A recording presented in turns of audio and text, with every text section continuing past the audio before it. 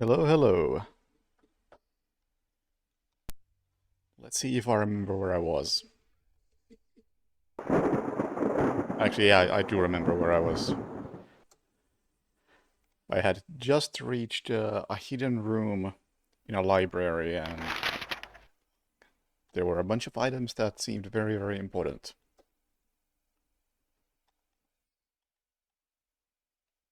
Spooky is the save, yes. Let's go. And there was a whole bunch of shit in here.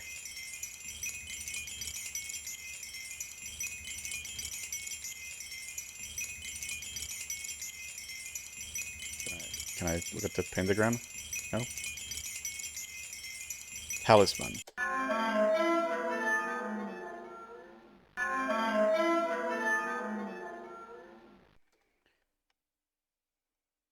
Can't do anything with it right now.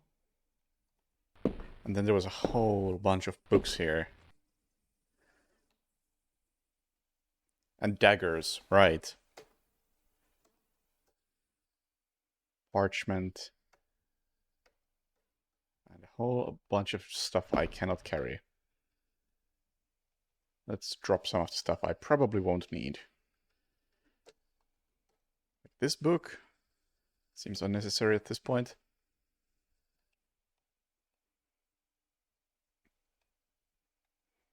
I've already used the key to the cellar.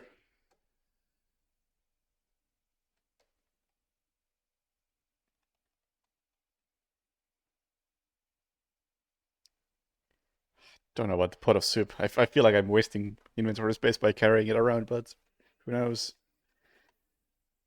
Same with the poker. And 2 matchboxes. Key to the dance hall, I can leave that behind.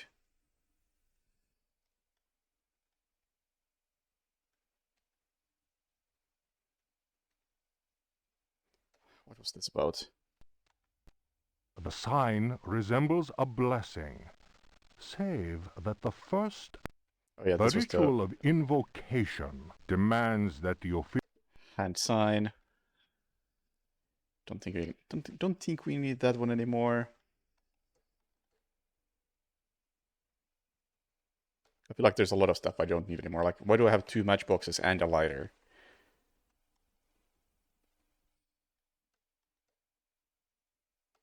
Rifle is reloaded. Does that get rid of some of the shells I had? I hope so. Anyway, can I now take these? Parchment, book. What do we have? Ah, get ready. We're gonna be listening to outstanding voice acting for a bit now.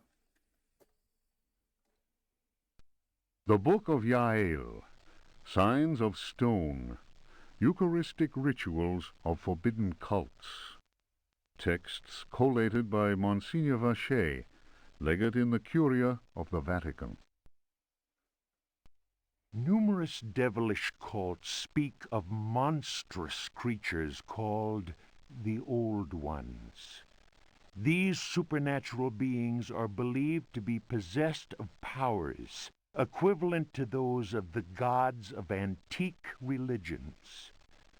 Adepts of such cults refer to forbidden literature in order to cause these frightful entities to appear before them. What serious student of folk myths has not come across the names of Cthulhu and Shub-Niggurath? It must be said that these creatures wield tremendous power and are difficult to control once they have been unleashed into the world. Those who serve He who goes in shadows protect themselves with signs of stone, carved into the walls of houses or engraved on various objects. Okay, I didn't actually know that this was like full-on Lovecraftian stuff. I thought it was heavily inspired by the stuff, but I didn't think it was actually gonna straight up mention Cthulhu.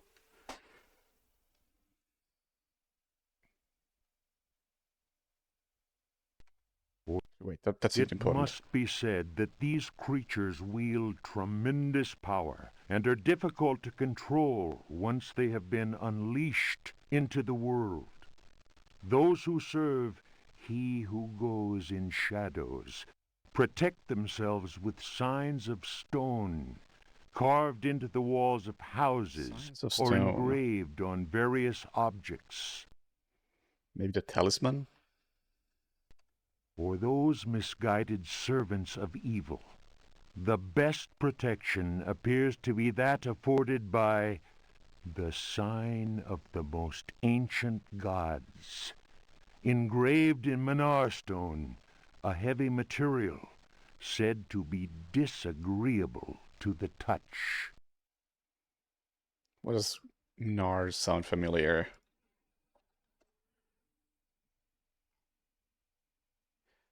Ah, that's why it sounds familiar, because it's a location in the Cthulhu mythos.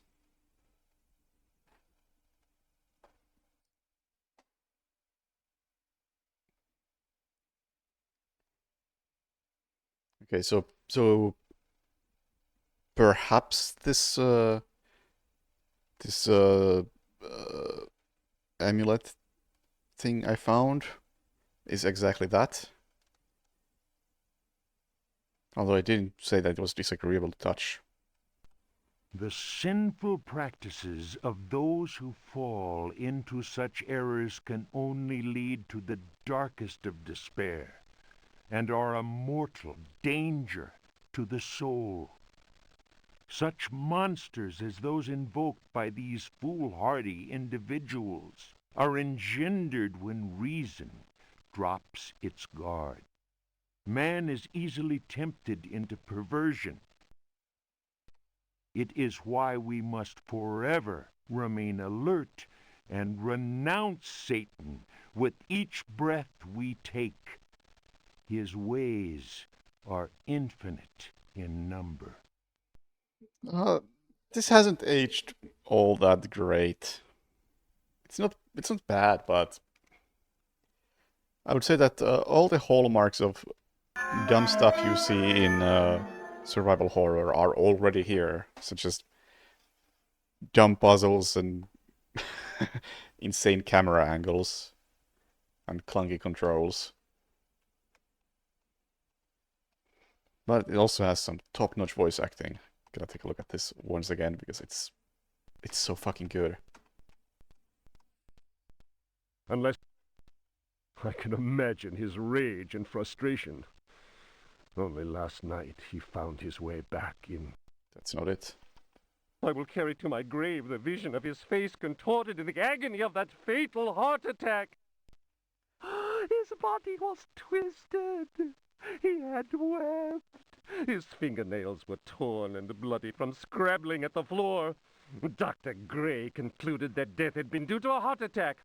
It was Waits, who some time later was informed that my poor father had in fact bitten off his tongue and choked on his own blood. Yeah, not only does it have voice acting, it has really good voice acting.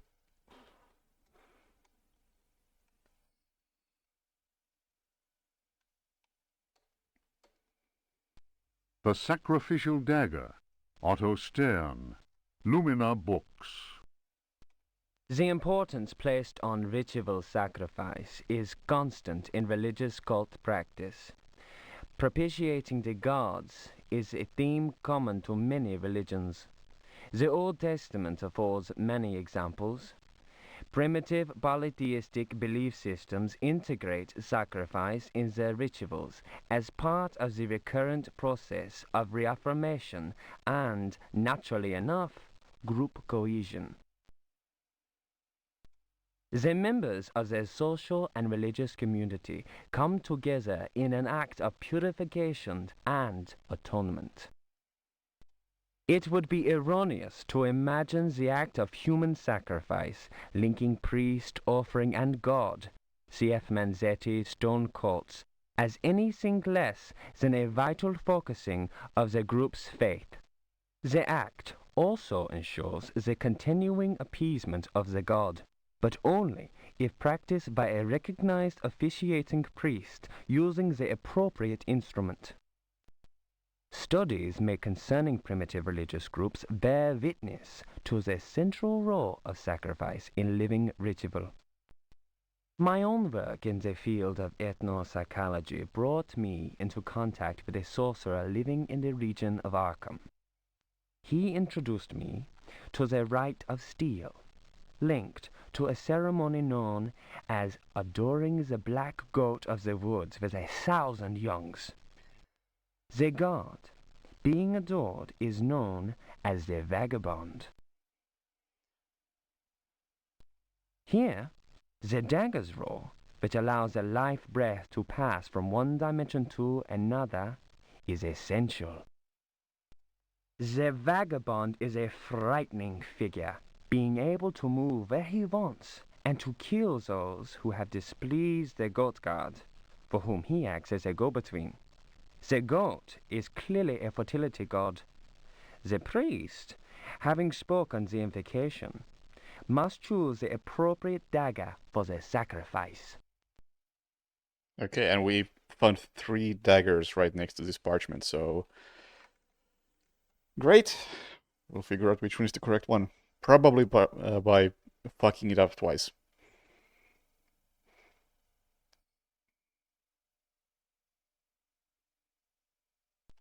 The knife with a sinusoidal blade that must be dipped 7 times, on night when the moon is full, in water that has been distilled 100 times, will be laid aside, since it would send the vagabond back into his own dimension. See illustration. Oh, okay, well, that was one of the knives. The priest will rather choose the dagger with a curved blade. That is more appropriate for slitting of the lamb's throat. This act transfigures the sorcerer priest and plunges the assembled worshippers into a divine trance. And that was also one of the knives.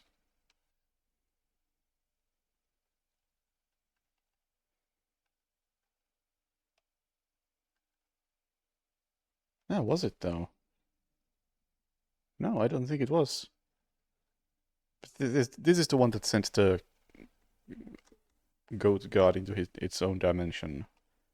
No idea what these other 2 are then.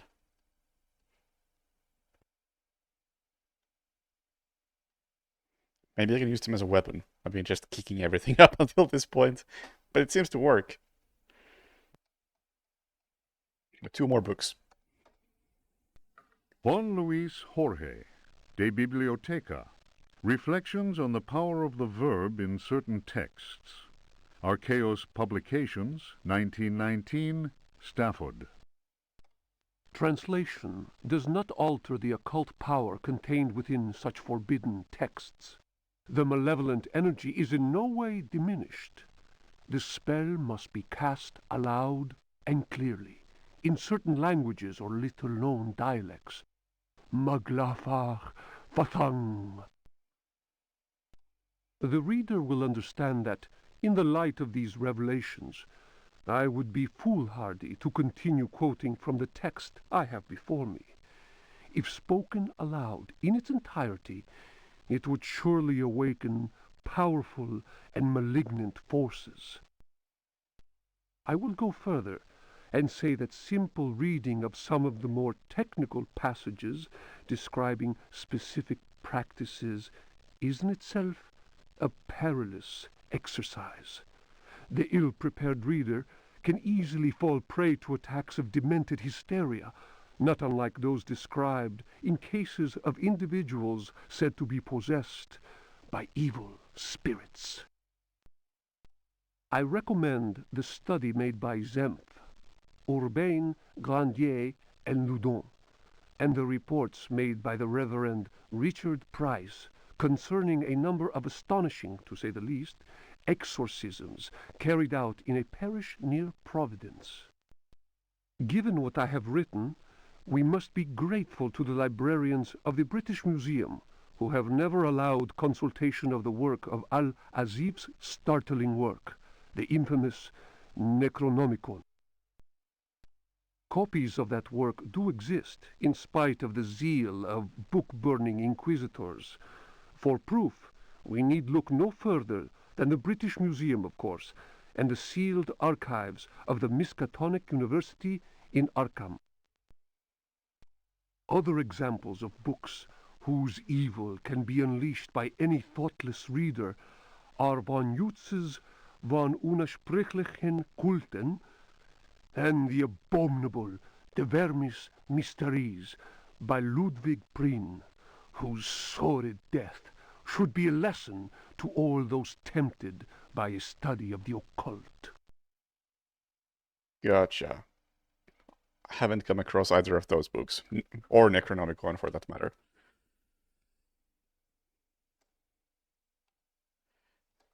Is this one of them? Ludwig Prien.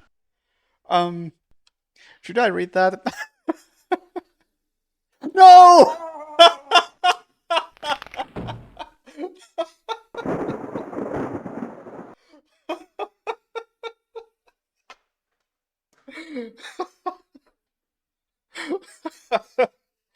Checks out.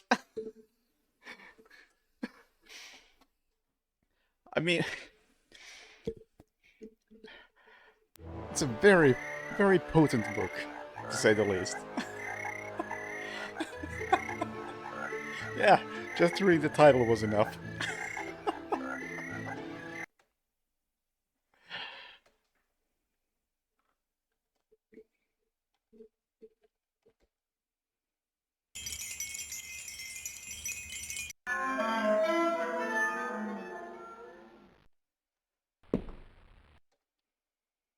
Alright, let's ditch all the stuff we don't need so we can pick up all of that again. Well, that was a sad throw.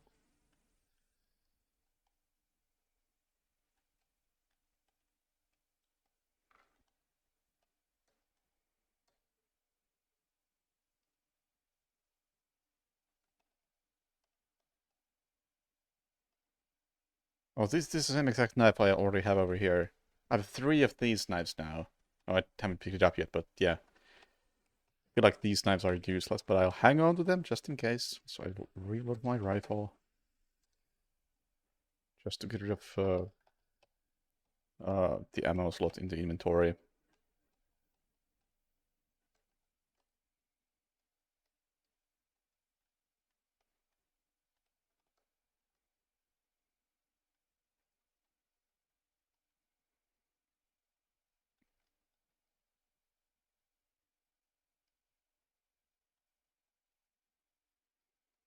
I think that's all I want to drop.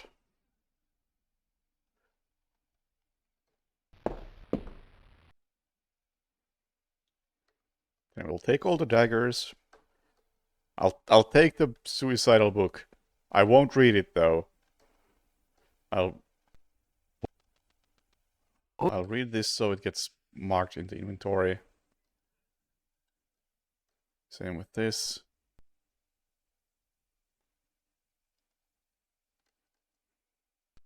The Book of... And then I'll make another save. There. Alright. And the next room is dark, therefore... Where's my lantern?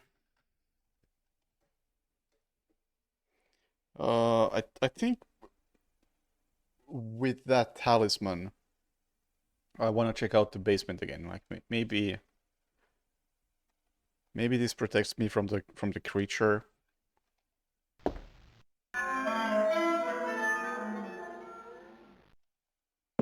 Please run. Please consider running.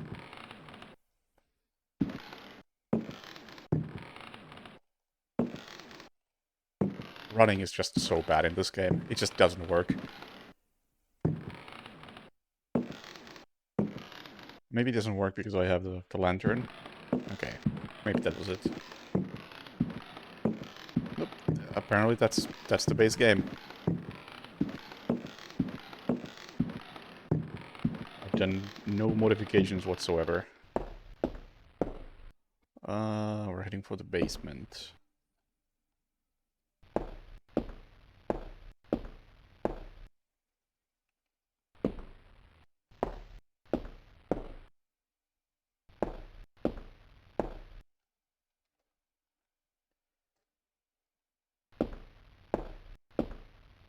I don't expect much from this, but maybe the creature is less eager to kill me with the talisman.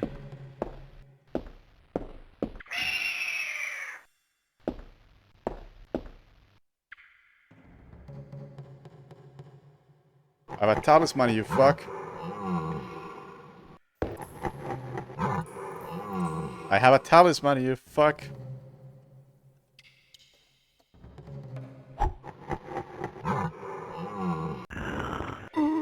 I see you don't care about my talisman.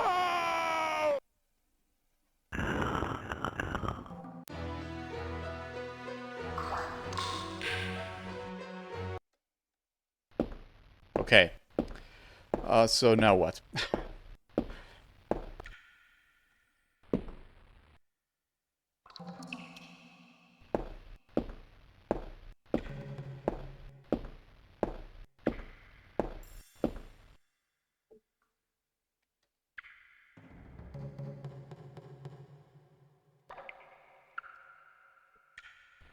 I got a bunch of stuff, I just don't know what to do with it.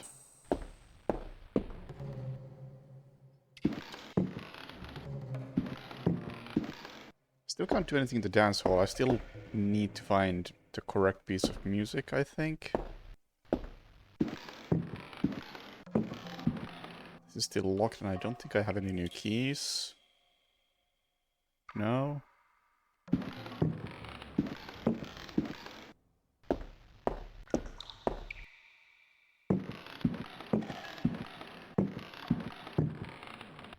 Yeah, this game has some sick physics. Here I need to find... Oh, right, there's that statuette. Should maybe pick that up. Too heavy. Oh, fuck's sake.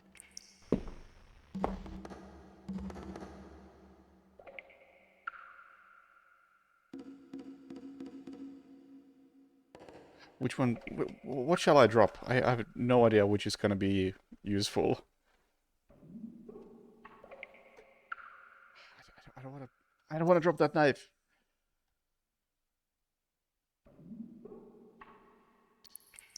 Any of this could be useful. You know, maybe the book that kills me I can leave behind. I still can't pick that up.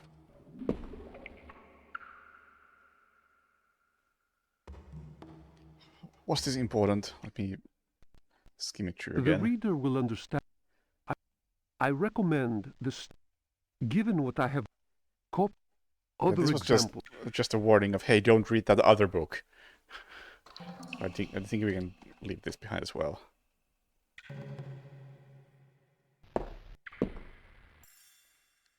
I'll have you know, a room I was just in would have been pitch black if I didn't have a lantern in my hand.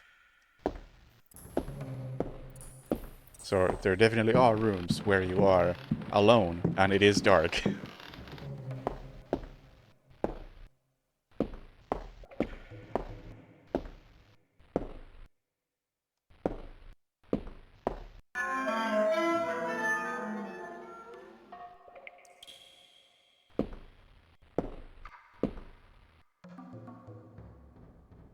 Can I light this?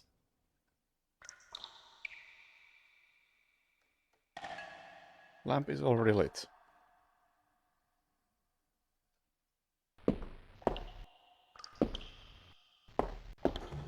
Don't think there's anything new here.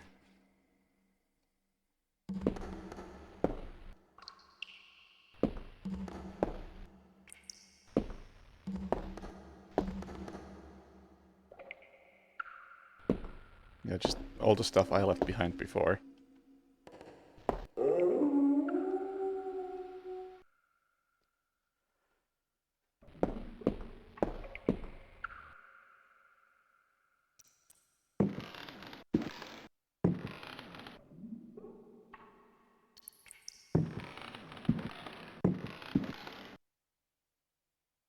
Don't think there's anything at all in here. What do I do with the statuette then? I was really hoping one of those books would give me some information.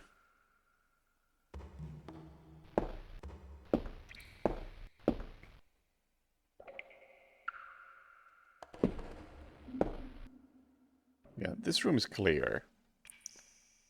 We won't fuck with that ghost, but that room should be done.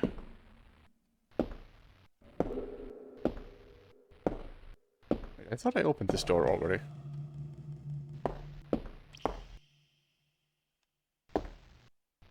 Oh, I opened it from the other side and I haven't done that this time around, I guess. Probably after I died.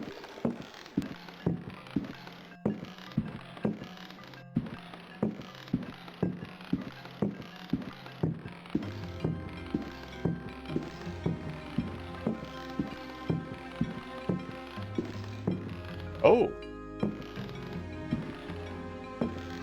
Is this Al-Azaf? Don't know. Is this Mnar? Nobody knows.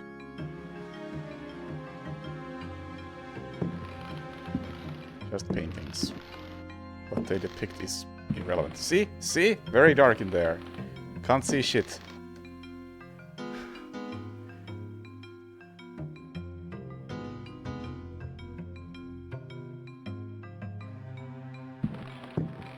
I can't run with the oil lamp. Why didn't I do that before?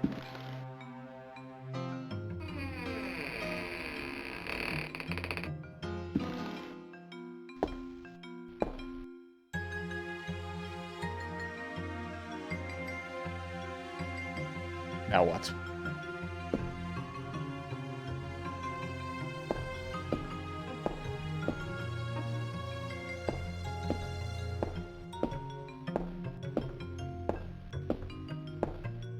Maybe, can I prepare this sacrificial dagger somehow?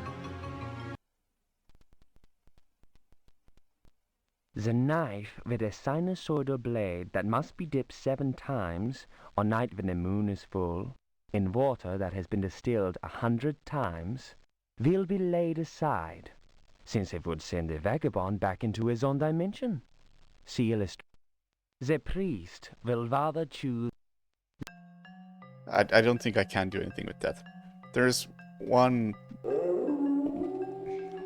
barrel of water, but I somehow don't think it's been distilled 100 times. I don't think there's anything up here anyway.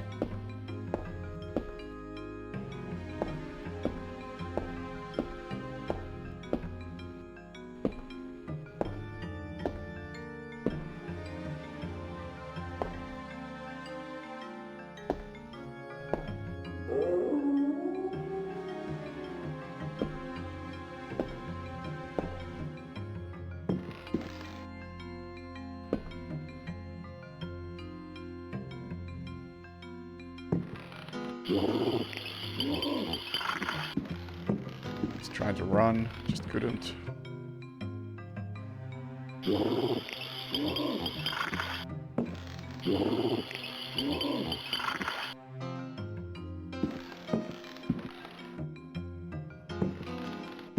I wanted to check out that desk, but there doesn't appear to be anything in there. And I accomplished nothing going there. Well, I opened a door, but so what?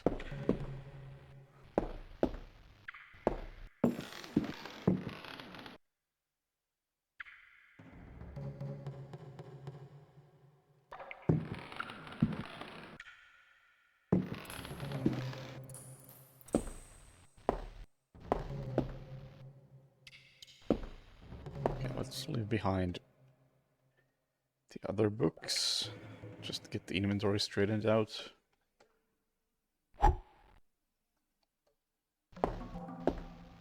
Hey Nera. The hat is on because I couldn't be bothered to take a shower today and my hair looks like a mess.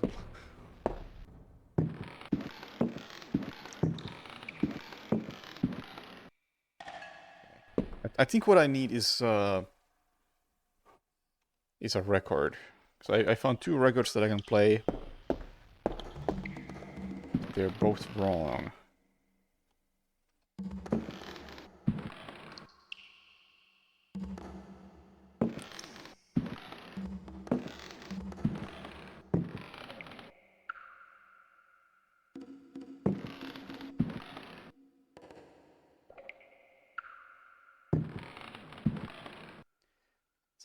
This door seems like the one I need to get open.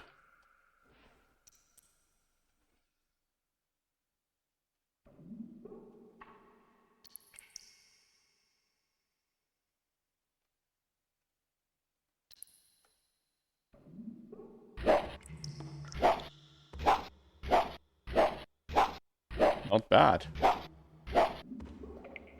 Let's use one of these daggers that have spears for in case the door breaks.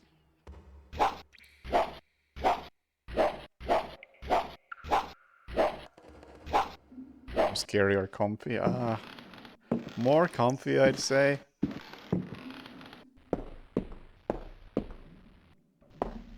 But it's not really comfy either, because the controls are really, really clunky.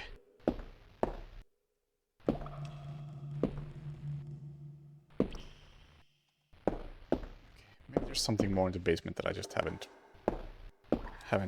found. I mean, Silent Hill 1 has very slick controls in comparison.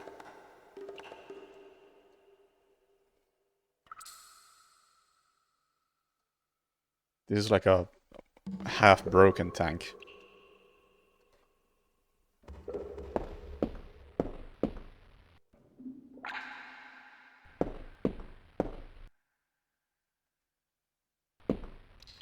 That moves extremely slowly.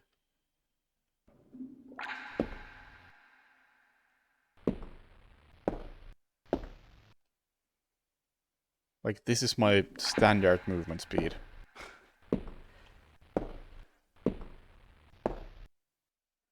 And in order to run, I have to double tap forward at much faster rate than you would imagine.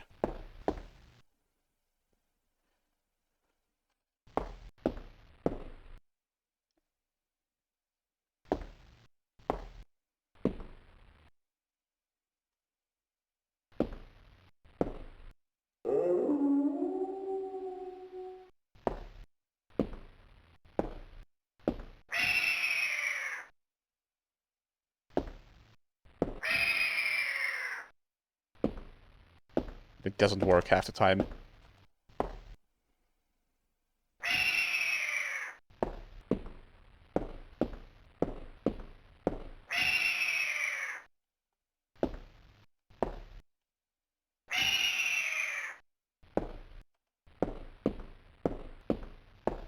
I'm not seeing anything in here.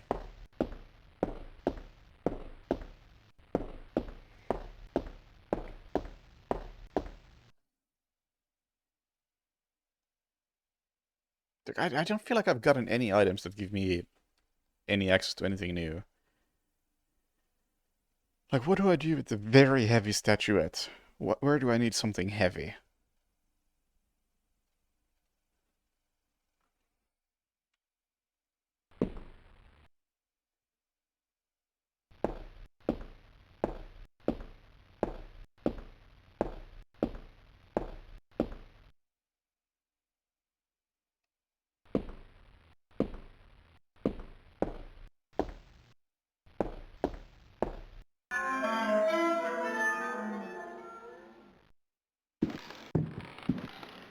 There's nothing over here.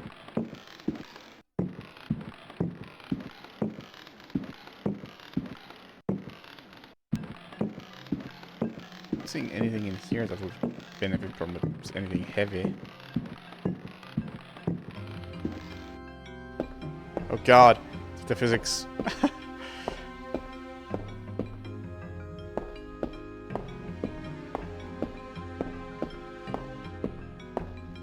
I think there's anything here either. That room right there, we are not going into. The suicide.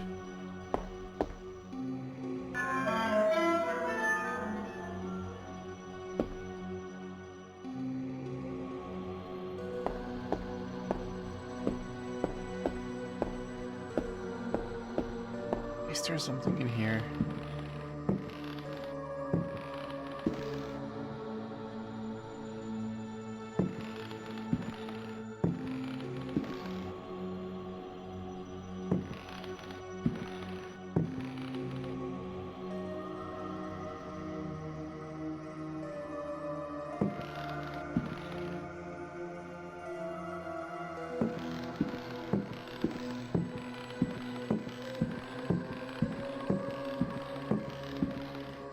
I'm done with that bathroom over there. Don't want to go in there because there's a creature in there.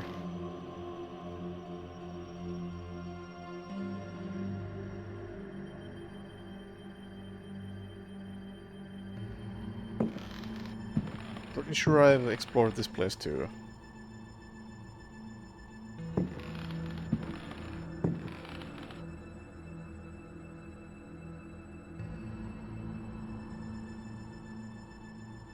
I don't even know if I...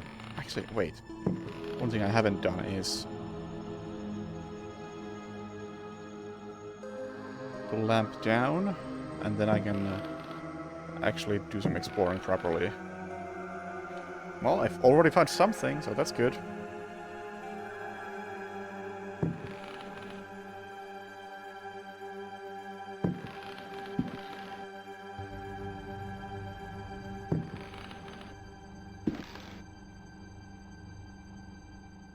Well, that wasn't much.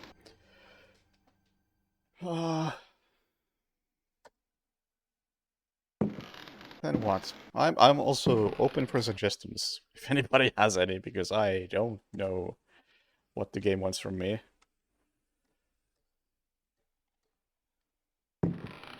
Almost any point, I have not known what the game wants from me.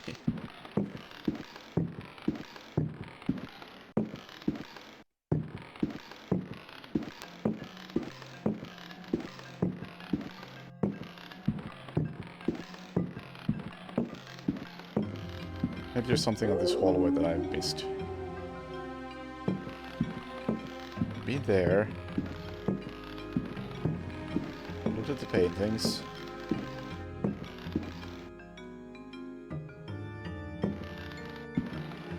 Look at these paintings. Nothing over here.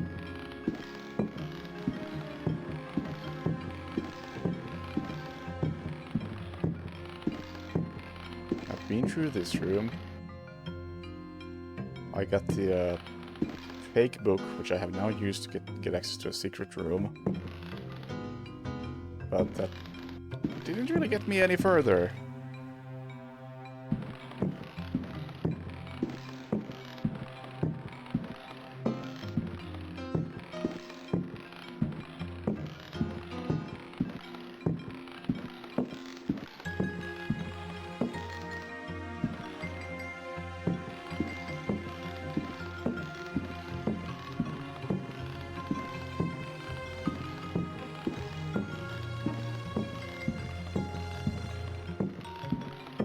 No, I don't think there is.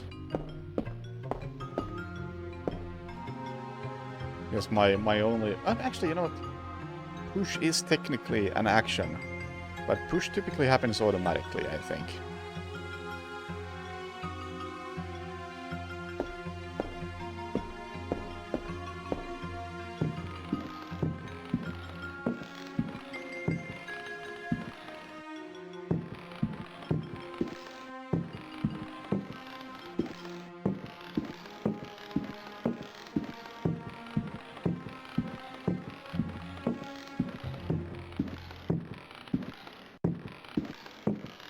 I do feel like we're done with this room.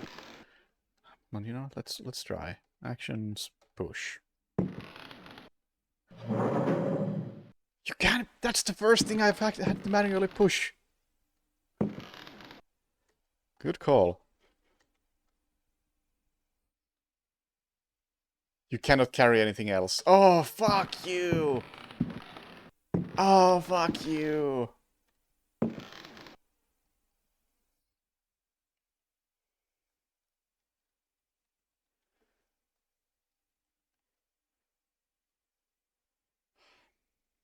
I'm gonna abandon Trial of Captain Brexit. I don't think this is gonna be important, but I hung on to it just in case.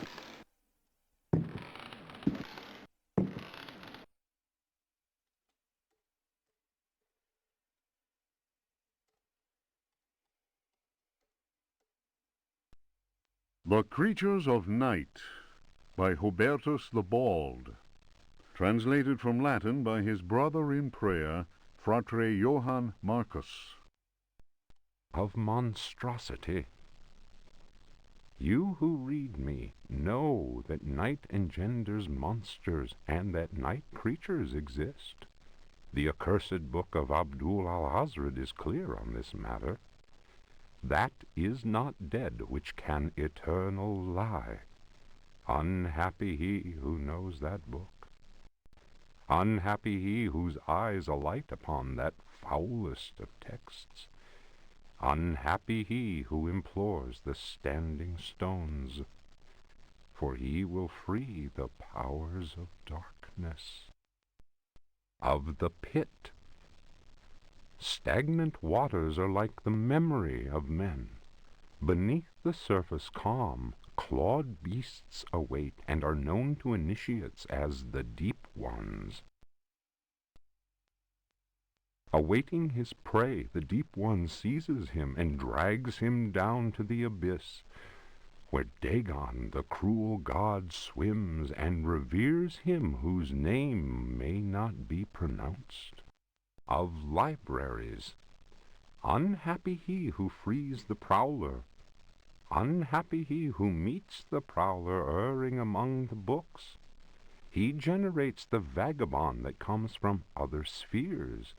He believes the vagabond does not exist. He will feel the embrace of death, for in the eyes of the vagabond, books are no more than dreams, stone no more than wind. The vagabond knows how to take the breath of the reckless. Of strife. He who speaks does not know, and believes he is able to kill the creatures of the night. Folly. Evil is conjured up by science and secrecy.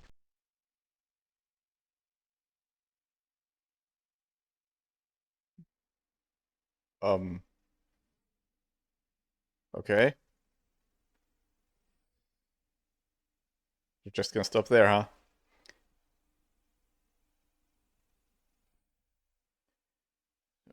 He who prowls among books will perish by the blade. He who flies into dark caverns will scream in fear. He who swims in the depths will evaporate. But he who prowls among books will thanks. perish by the blade.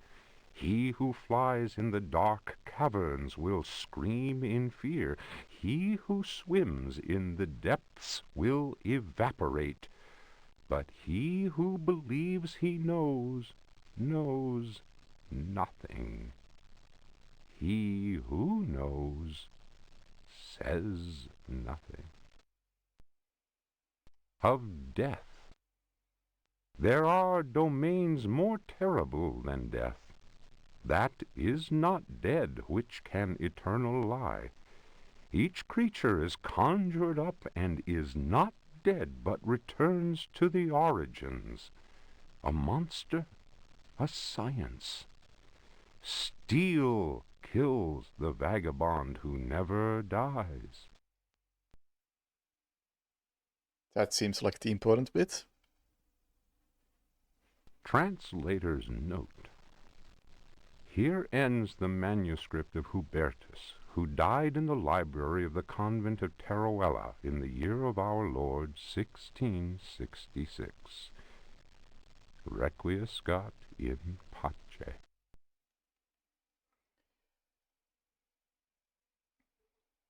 Now, the annoying thing about this game is that it's hard to tell which books or parchments are like important clues for things later on, but you can't carry all of them with you.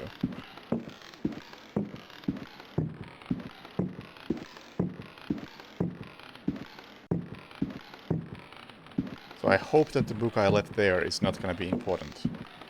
And I know it went over a trial of some pirate, but I won't remember the details if if they become important.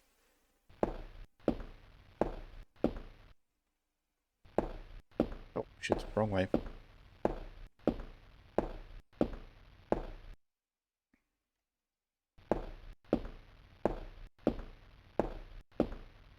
This new parchment definitely seems more important, but who knows?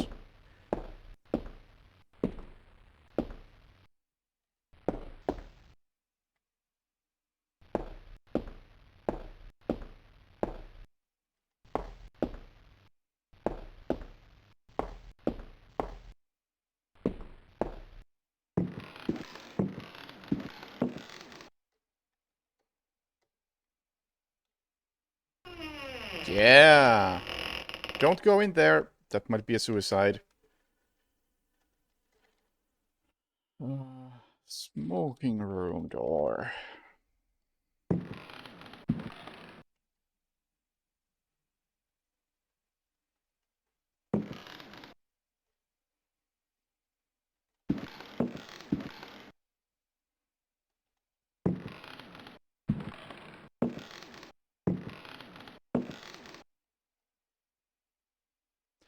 Here we go.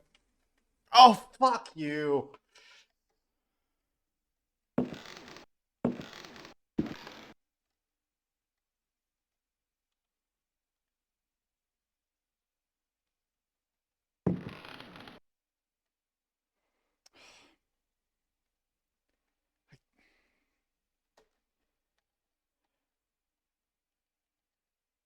We don't need this anymore.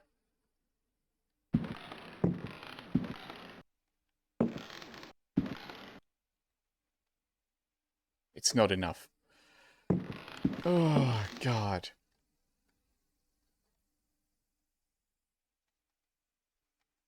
Like, I'm gonna throw that heavy statuette somewhere that isn't here. It's just ruining my inventory as it is.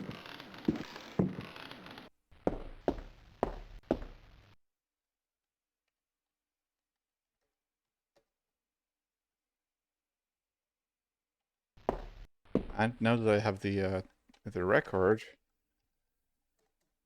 let's go play that, see what happens.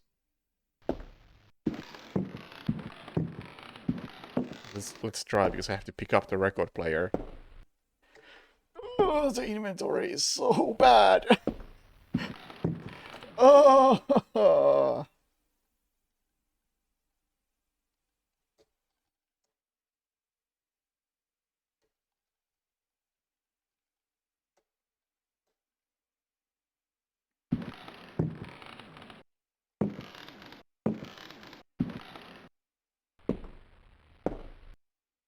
Oh my God. Why do I have to have that with me in order to play a record?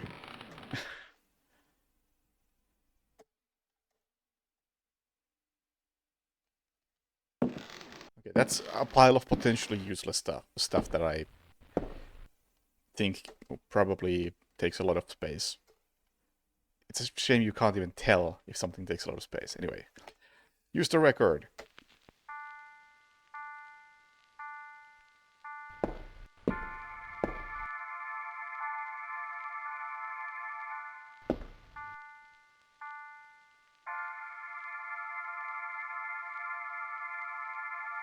This seems risky.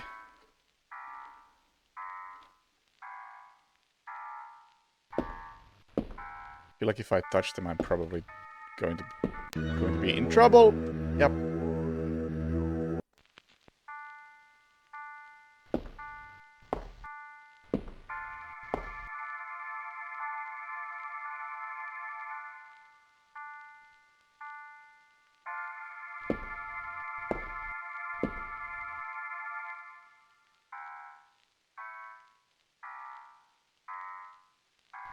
This feels like precision platforming.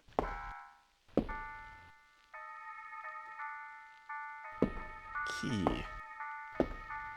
Honestly, I could have sworn it was like an arrow. Oh, they disappeared. Oh, thank you.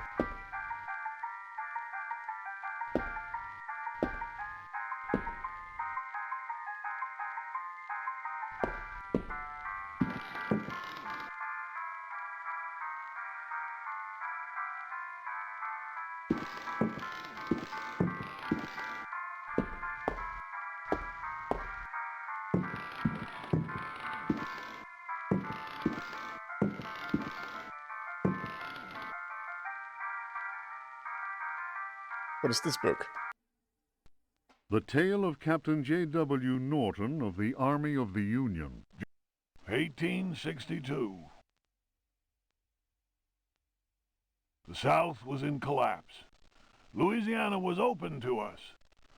I had each day to requisition victuals for our troops, and was aided in this endeavor by a score of brave men. Rebels were not yet ready to lay down their arms.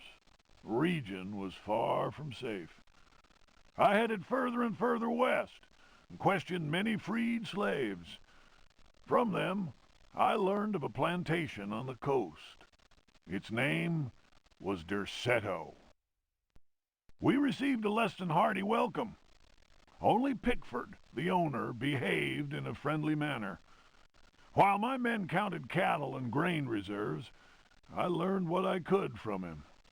Man was most unusual and possessed an extraordinarily cultured mind. At nightfall, I gave orders for the men to bivouac at Derceto. Pickford invited my second-in-command, Lieutenant Patterson, and myself to dine.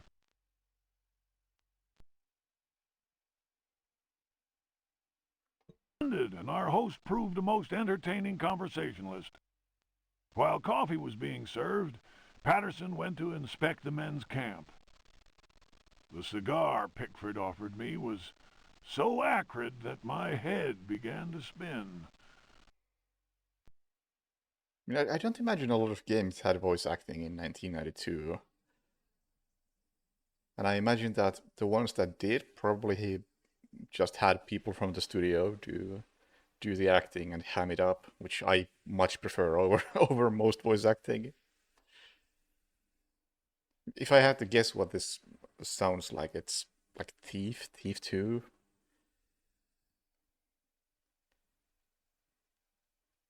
Like perhaps some random NPC from those games. I remembered campfire tales of fellow officers trapped by devilish Confederate tricks. My mind floated in a foul and dense fog, from which emerged the enlarged and deformed face of Pickford. He grinned at me. Patterson's return chased off the nightmare. I heard shouts and firing from outside and found the strength to take out my revolver. I fired 3 shots. Pickford fell to the floor. Patterson then helped me out of the burning house. The air was filled with smoke. We resembled a company in disorderly retreat. I saw slaves leaping into the flames of that inferno. They were trying to save Pickford's life. Here's some lore for you. I'm gonna abandon this lore right away. It's taking up space in my inventory.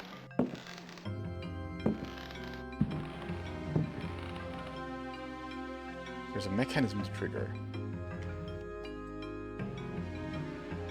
Okay, would you like to have a saber?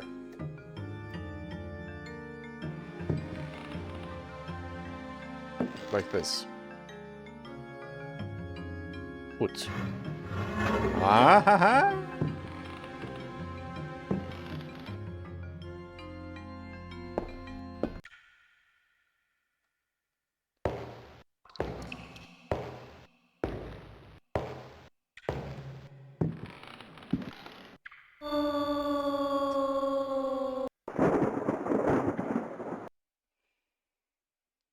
Okay then.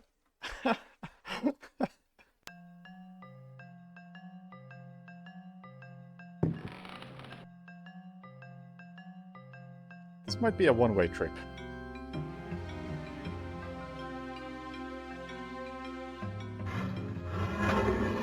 And if this is a one-way trip, I should bring with me all the items I might possibly need, which includes this goddamn statuette.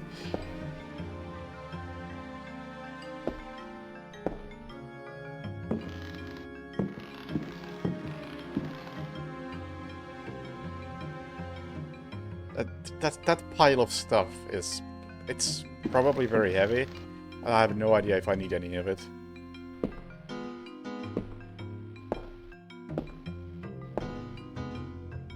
I don't think I need anything from here. Those are books. If it comes to that, I'll just look up the books online.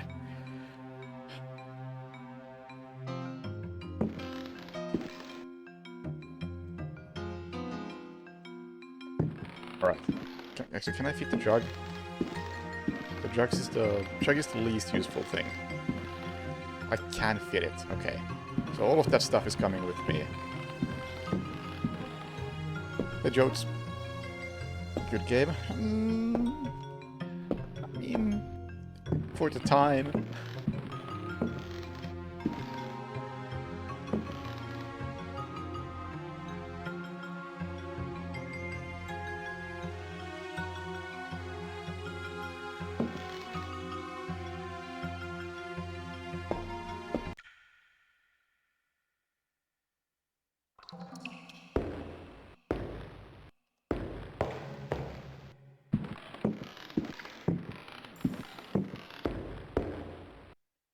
It's just interesting that if... Oh, hang on. This looks like the same place as in the basement with the creature. So one thing I was wondering is that if this is a one-way trip now, then what's the deal with that creature? Is it just there for the flavor?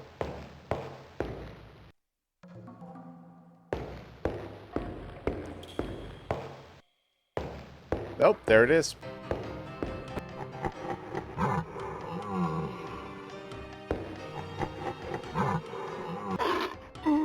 Don't have time to fight you. I see you disagree.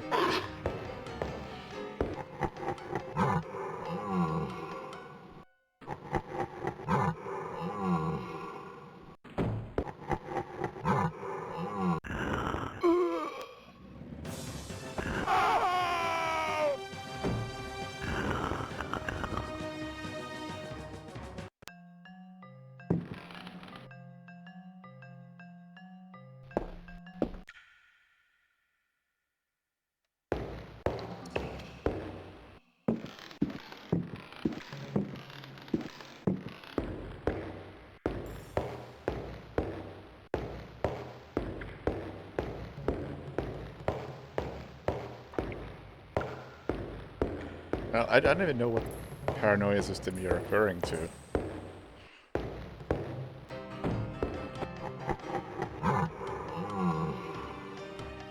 Push. I now am aware of... Jump? Jump is now an action?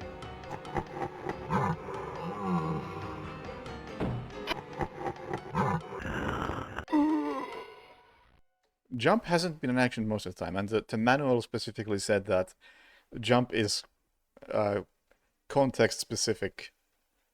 So this is a rare instance where the game wants me to jump for some reason.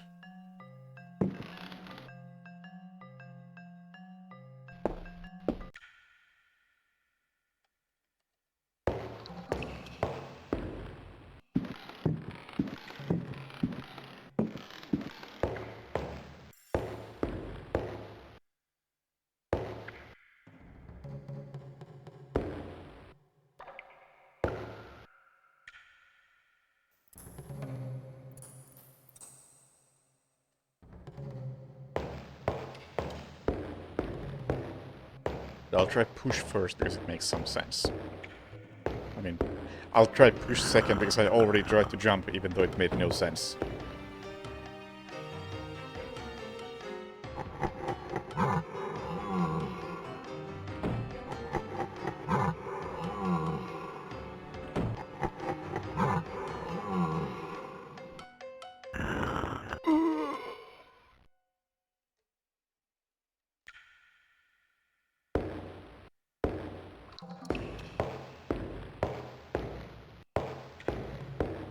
No?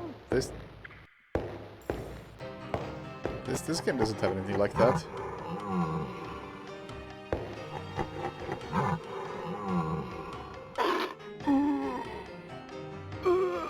This fucking creature.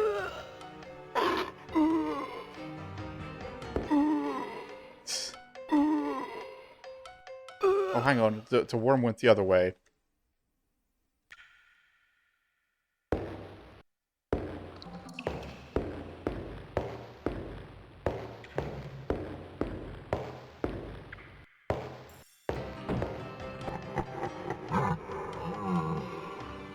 Oh, the worm went through that thing.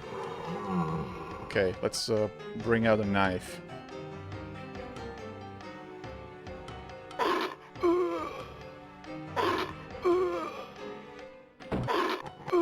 I can't see shit!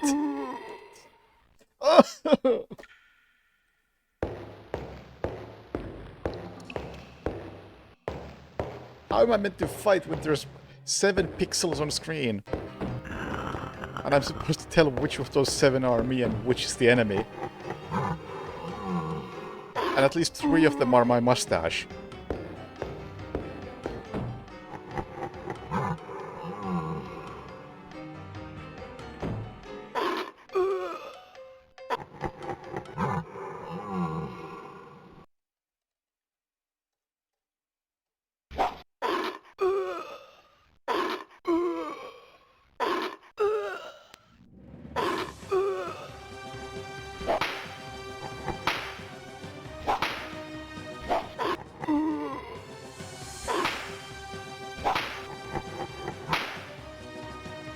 God. Lost a fair bit of health right there.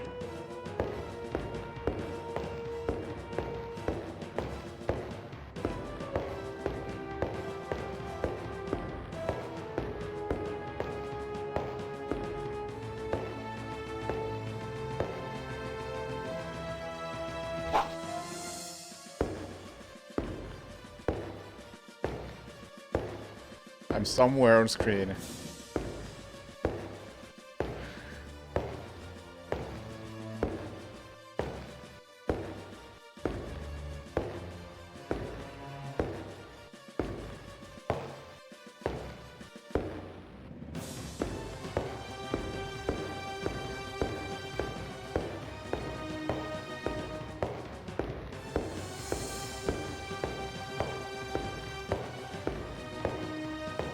Okay, okay, found my way back.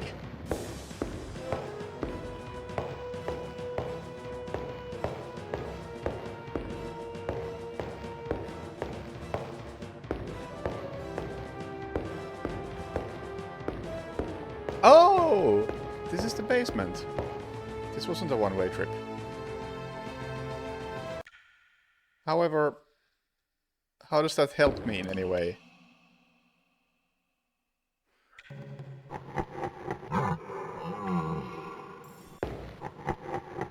Oh! You're back.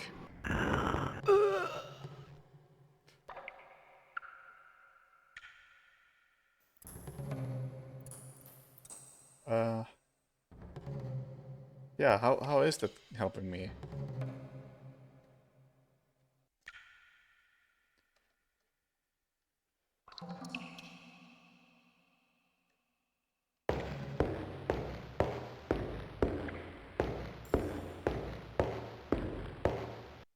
Maybe I gotta be fast? Which is hard because there's one fucking enemy in the way.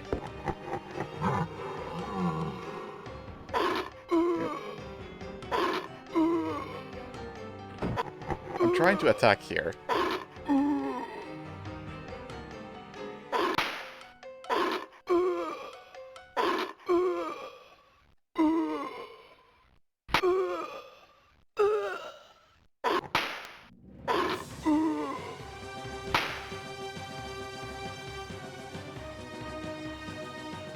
I don't want to take that much damage.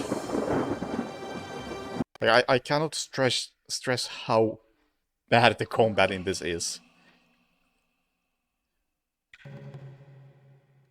It's just all about stun logs. And typically you're the one who gets stun logged.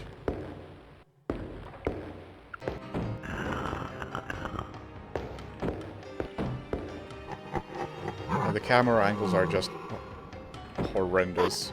Okay, this camera angle might be workable. Never mind. It's like you attack so slowly.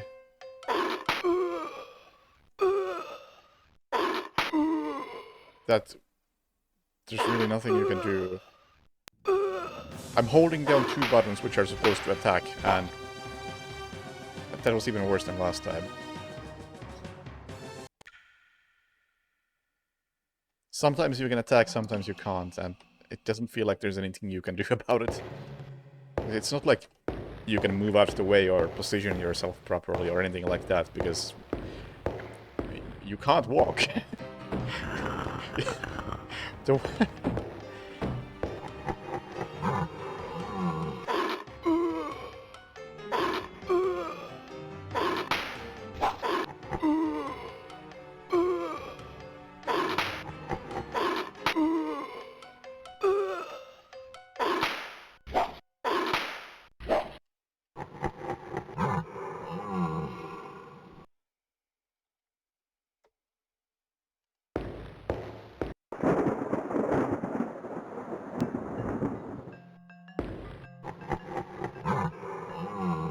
Oh, he's already here.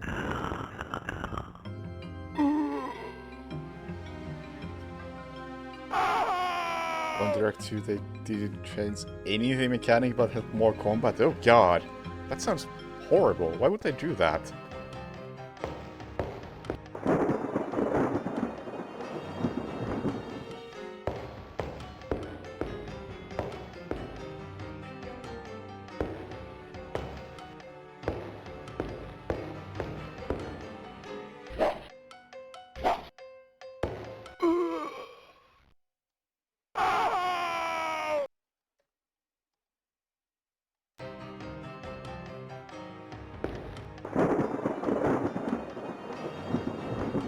Like, I'm not sure I have any interest in playing the direct sequels to this.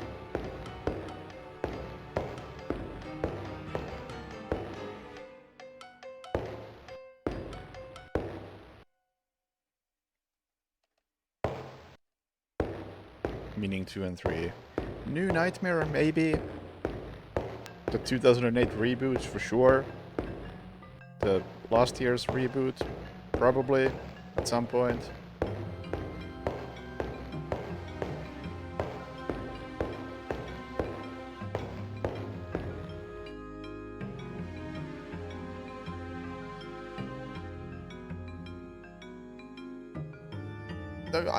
I can't really time my attacks and let them come, because by the time they're coming at me, I should already be attacking.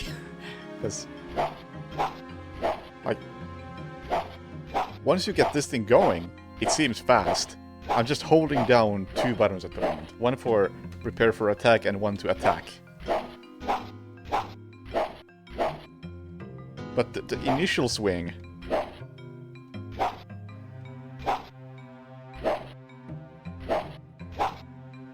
takes so long that the enemy has time to put you in a stun lock.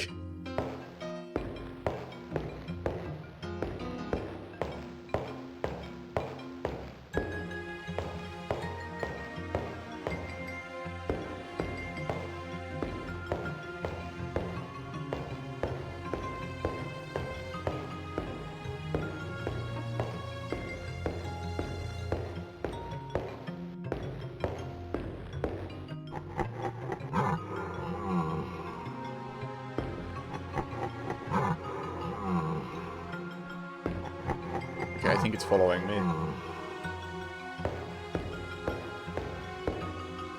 Yes.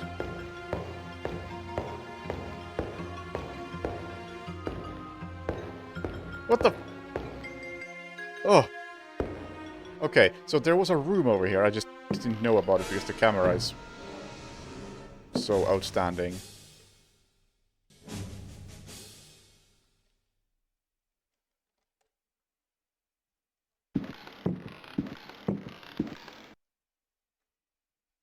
Oh god. It's a... It's a... Ah, fuck, I've heard a deep one.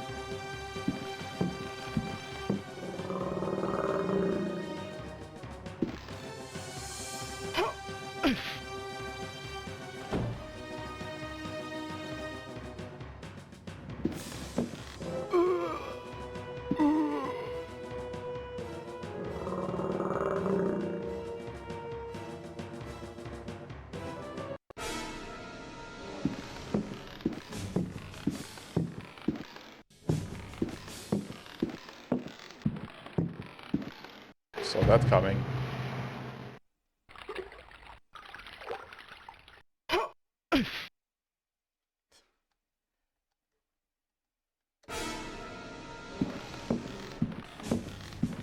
I was expecting an instant death, but no, just lost my lamp and ammo.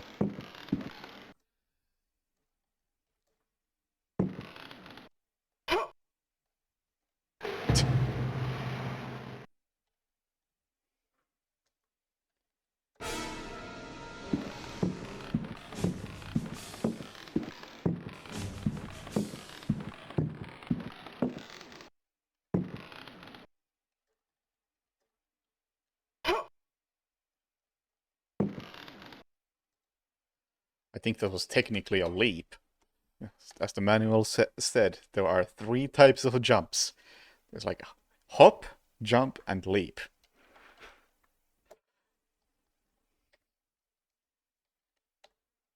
I think that was a leap, because it's a big-ass jump.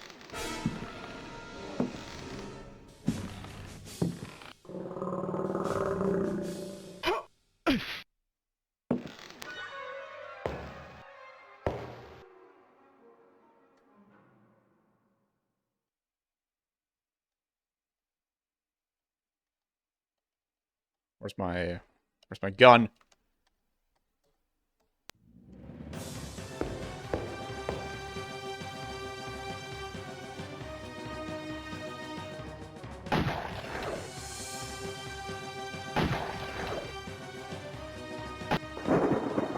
Nice.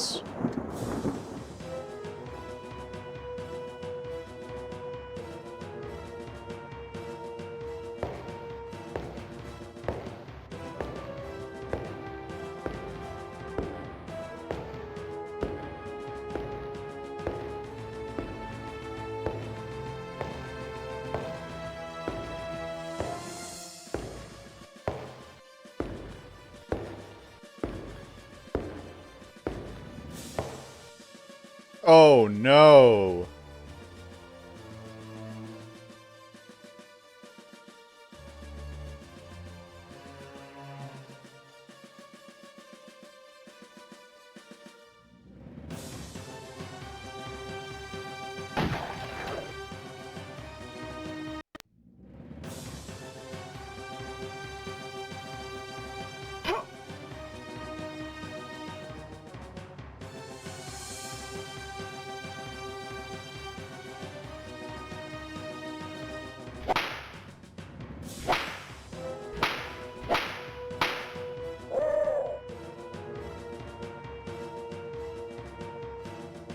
Where am I even going?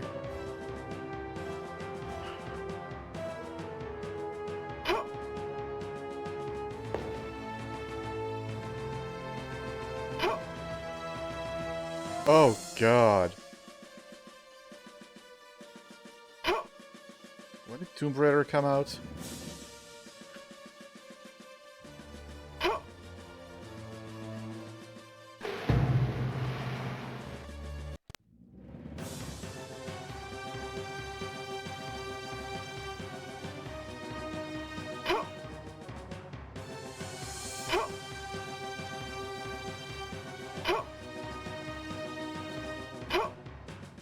I didn't mean to jump.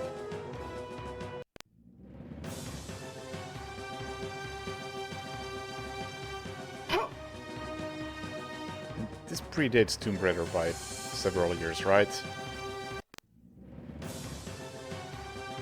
So that's what this reminds me of.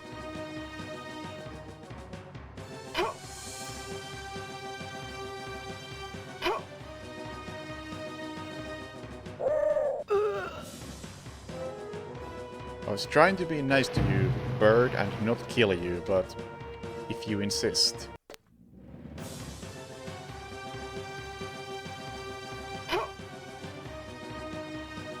I will stab you.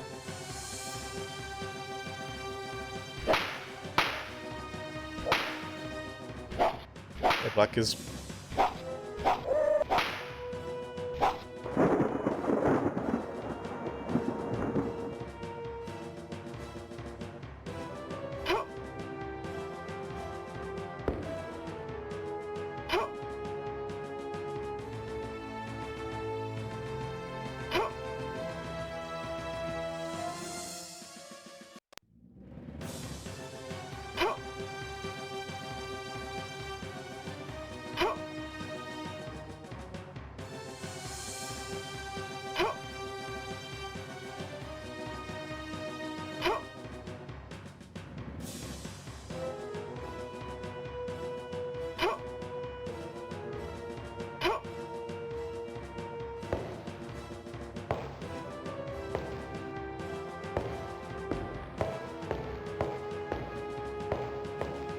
Another worm tunnel.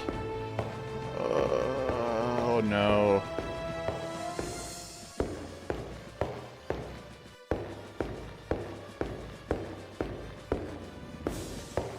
Okay, there's a place here. I'll explore a bit more first.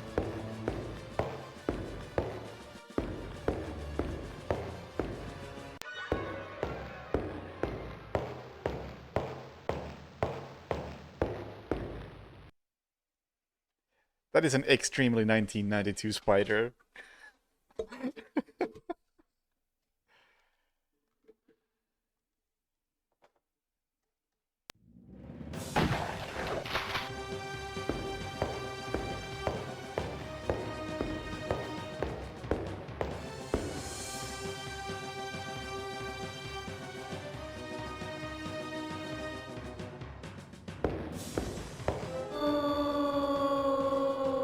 Not sure what I expected.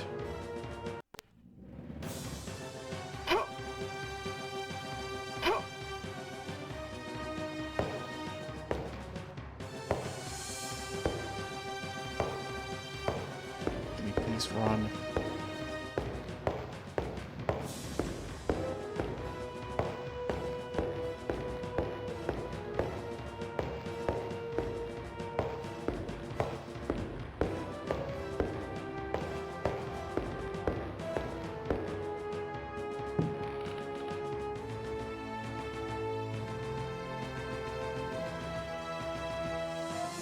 I guess I can't take this.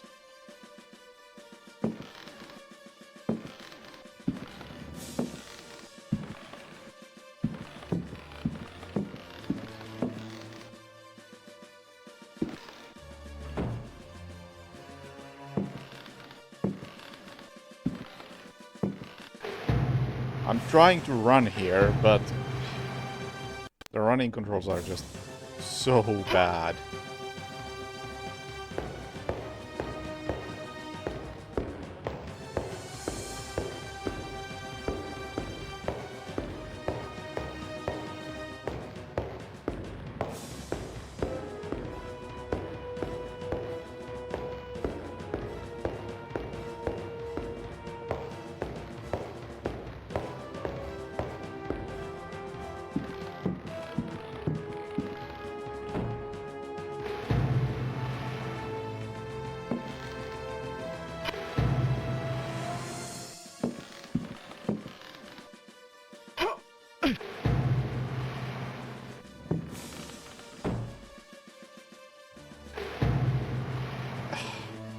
And the camera. It's like, where am I trying to get to here?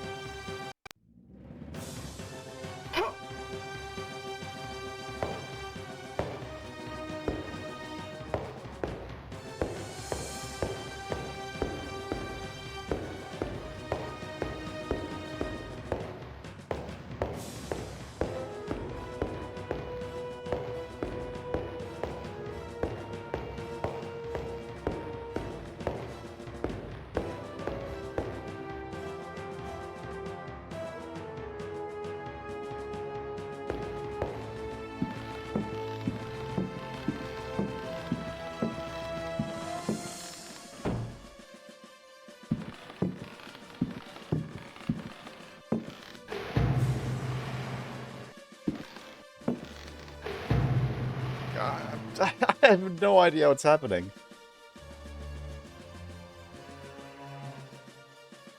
Hey, Haze Ray.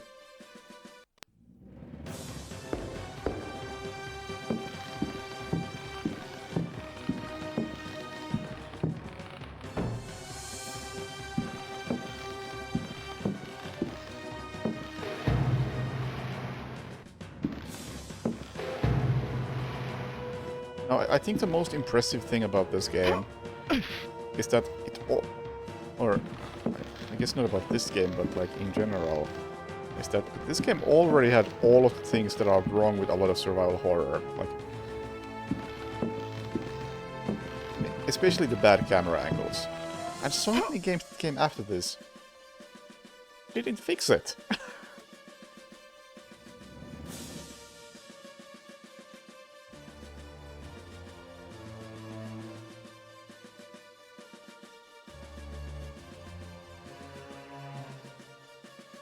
It's locked. Okay, well, I have this key. Yes! A gem.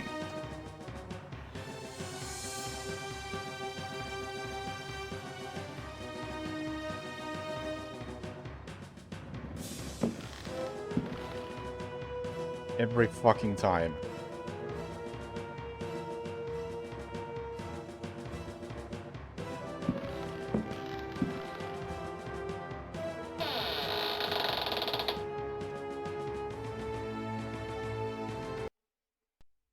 Memoirs of a Lost Soul.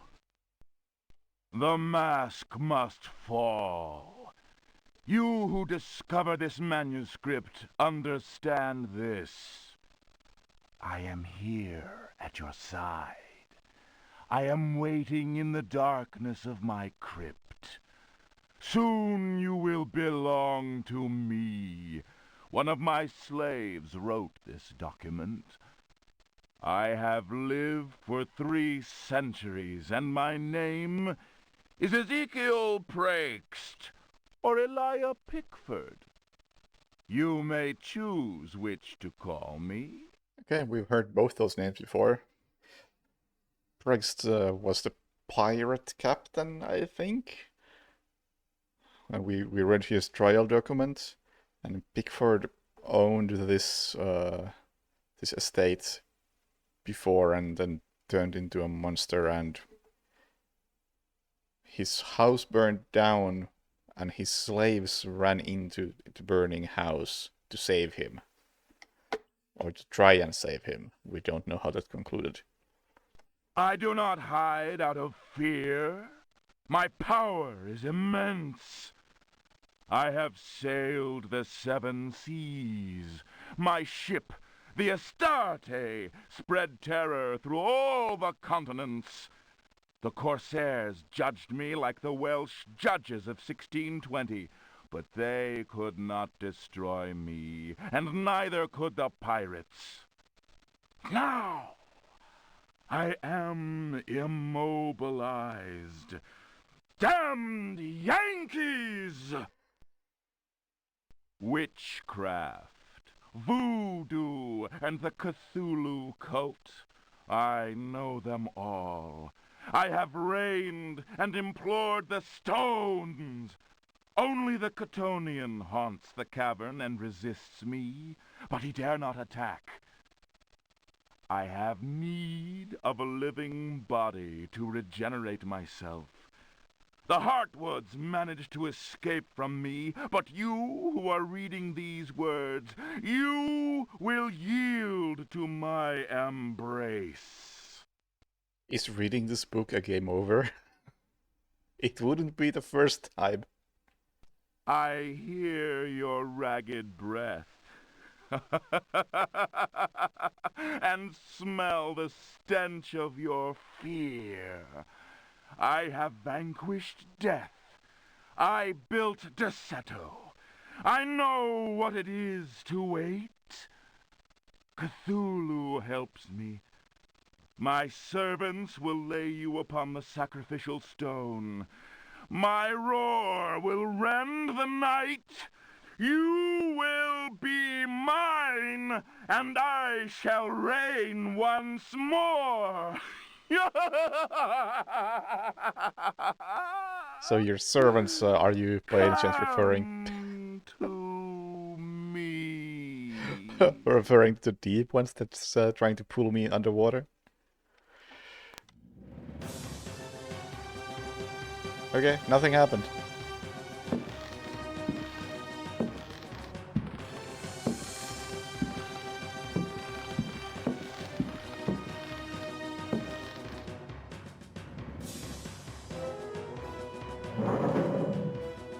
Okay, that looked suspicious.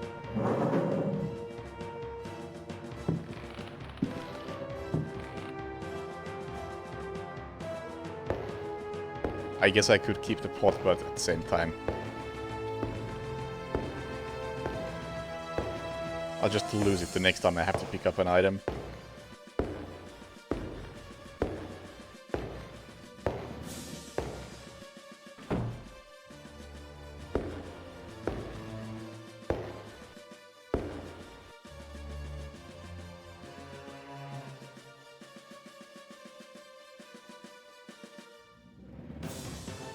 Mechanism trigger.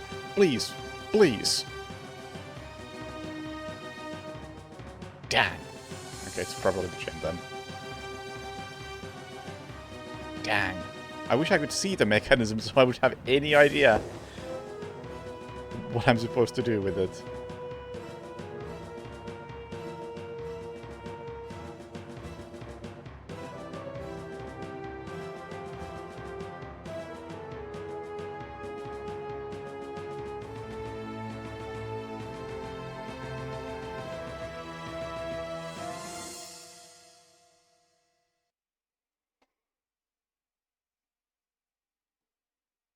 I'm still carrying the heavy statuette with me, and I don't know why. Feel free to say what it's for at this point. Or if you think you remember. Poker. No? Okay, if there's a mechanism in there. Sure.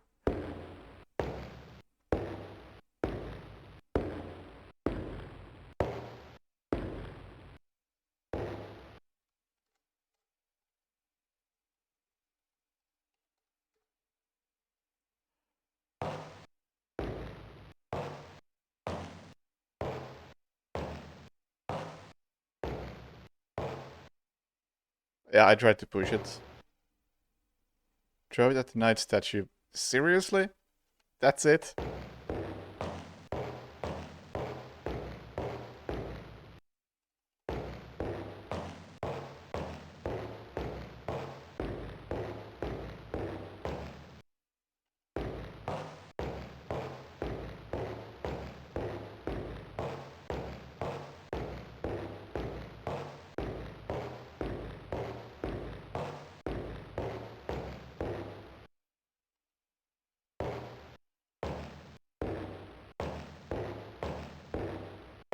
I have no idea where I'm trying to get to. Or what I'm even looking at. Take the knight sword. Oh, well, that might have been handy.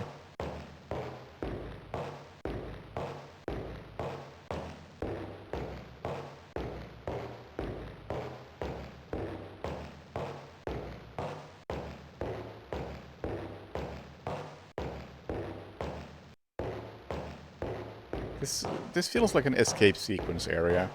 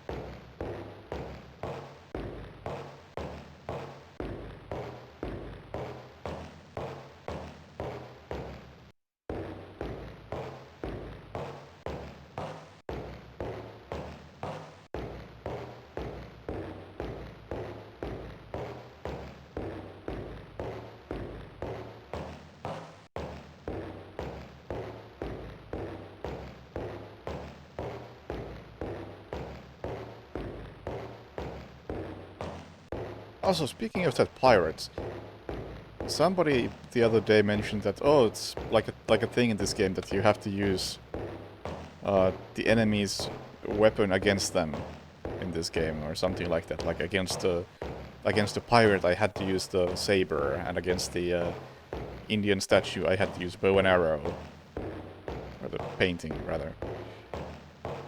But that just doesn't apply. Because those are the only two instances where that has happened. And it made no sense in either of those situations.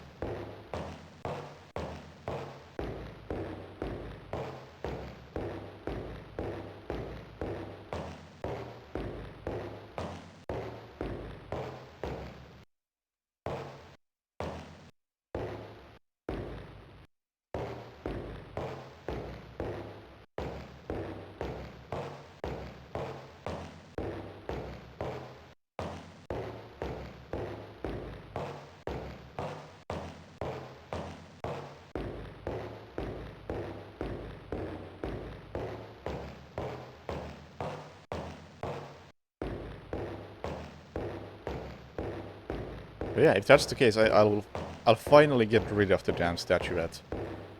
It's been causing me so much trouble all the way through, ever since I found it.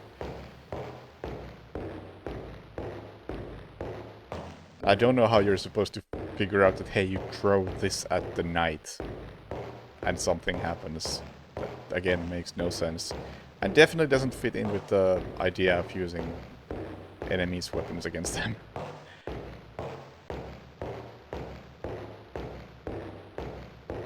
Unless the knight, of course, was into arts.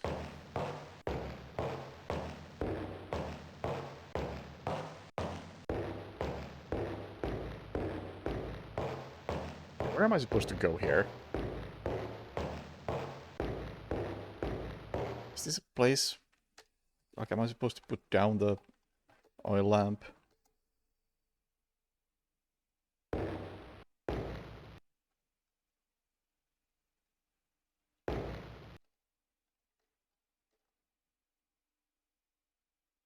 No.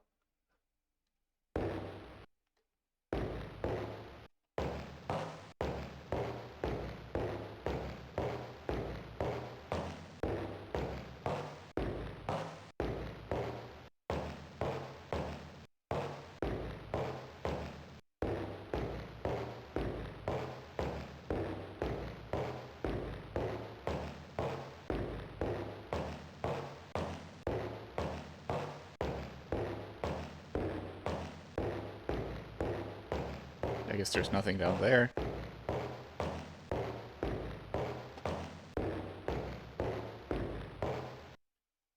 Okay, well, that was a whole lot of nothing.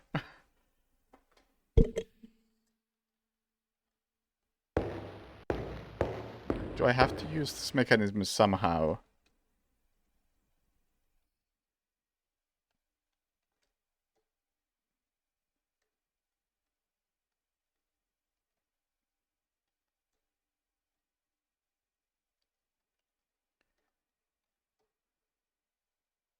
But with what? I can't... This is so dumb that I can't even see the mechanism. I'm supposed to figure out how to use it.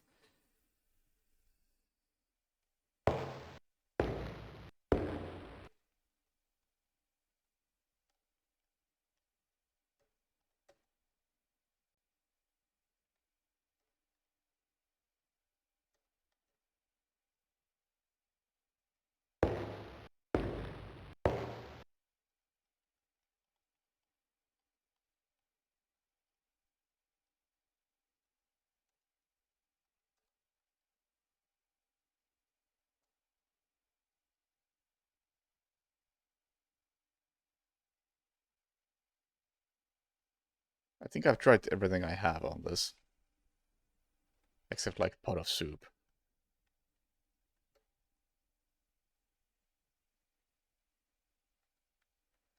I don't know.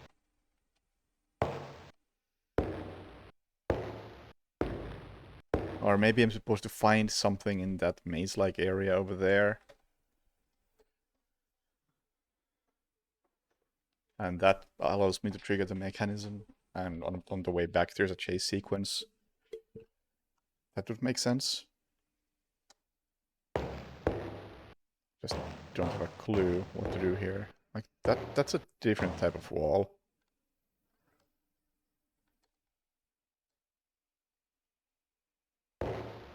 Yes, I want to know the pot of soup is another one where I feel like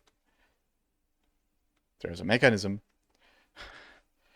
I feel like I should have already used it, but I'm just carrying it with me just in case.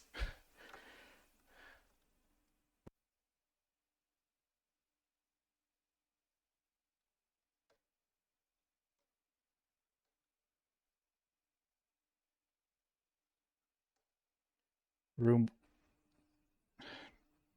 Seriously?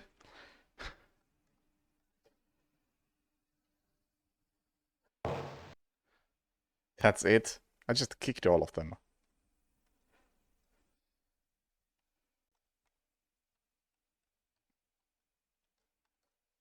Yeah. Here's another mechanism that I don't know how to use because I can't even see it.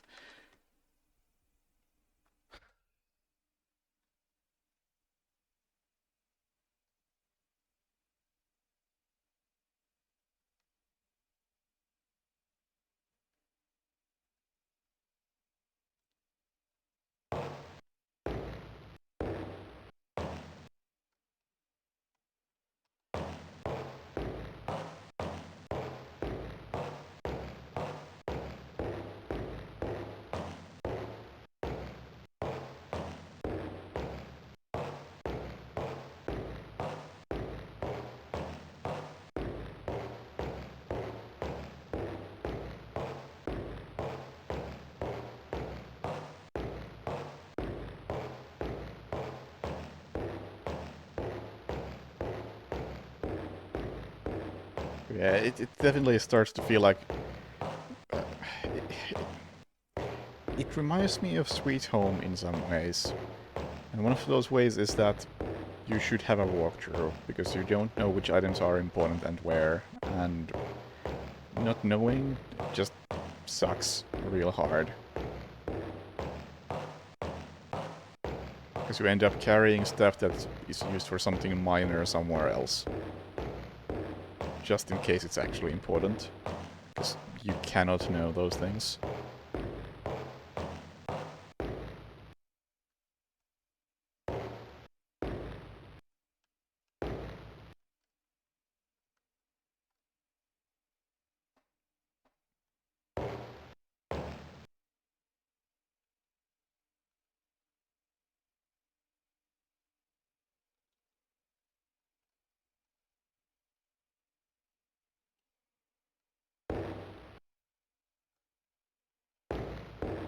Sweet Home was just like that regarding items.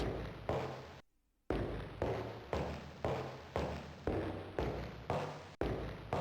just couldn't tell which items were important, so you ended up carrying most of them around. Except you really couldn't carry most of them around because that game had a very strict item limit. Which is definitely why you want to have a walkthrough that tells you, hey, don't leave the shovel in this far corner of the world, you will need it.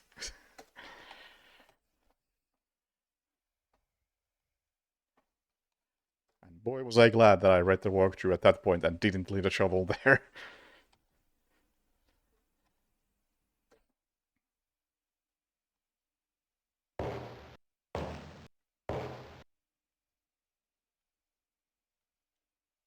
Again, a mechanism to trigger, but... like, you gotta be a bit more clear about this game. Yeah, this is not enough information. Okay, well, that worked.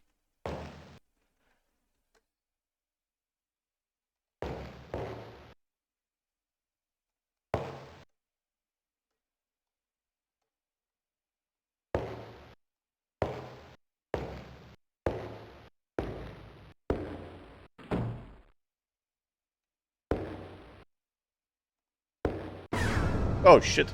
No, no, no, no, no, no, no. Fuck. Fireballs! No! Um...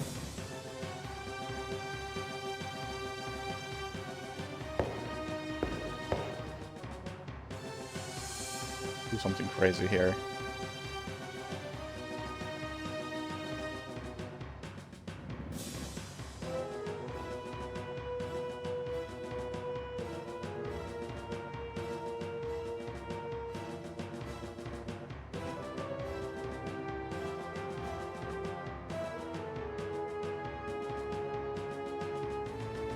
These things that don't like water.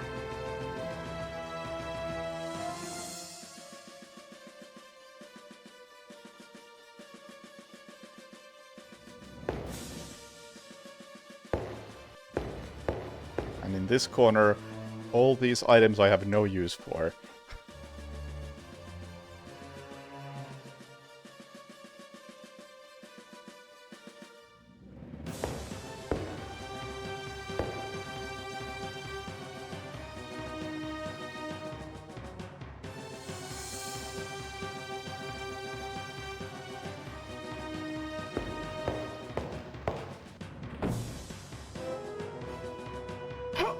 How did you get turned around like that?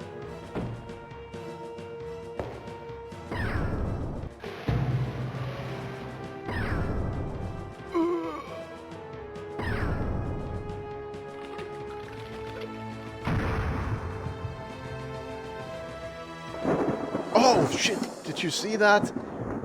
I fucking destroyed that deep one.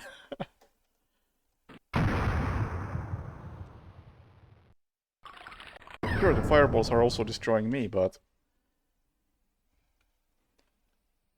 I'm not the only one getting destroyed by them.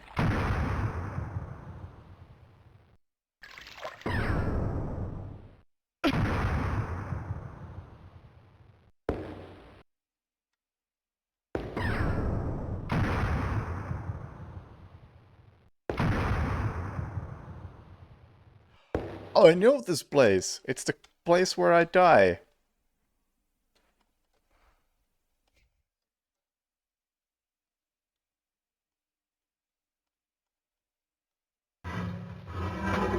Or this is at the end cutscene. Oh, oh, oh.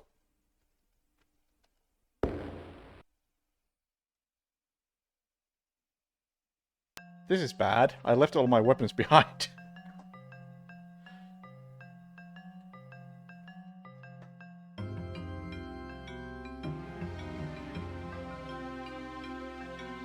It's meant to be a shortcut, but I kind of fucked it, didn't I?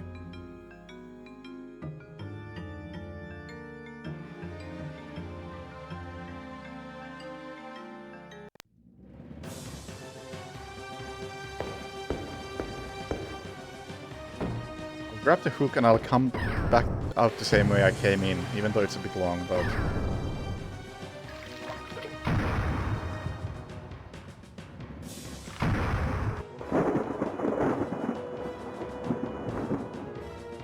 Long way back, but, you know, I'll avoid stepping in the water with all my gear.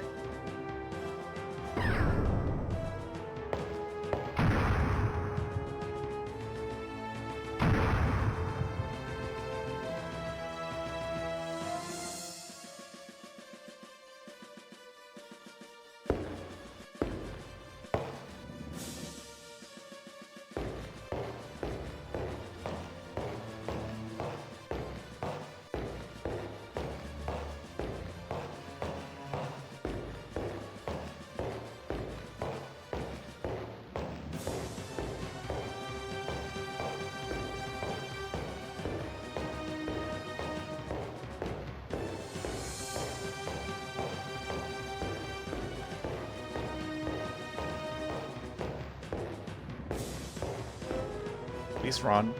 I didn't tell you to stop running. Please? Can you... Oh, God. Run.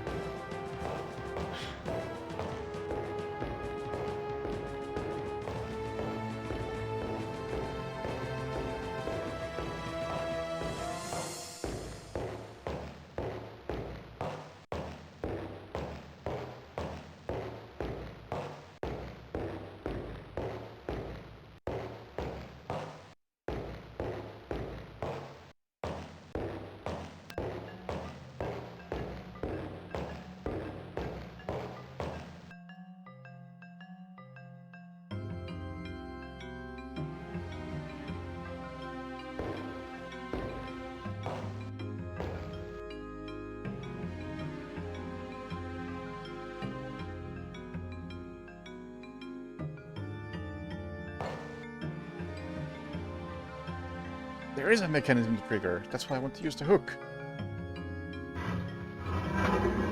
There we go. Here we go.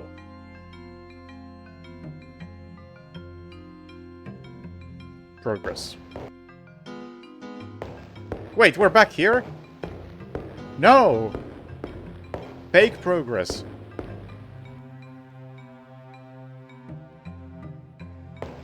Why am I back here? What do I want here? I got the hook. That's gonna unlock some new path somewhere.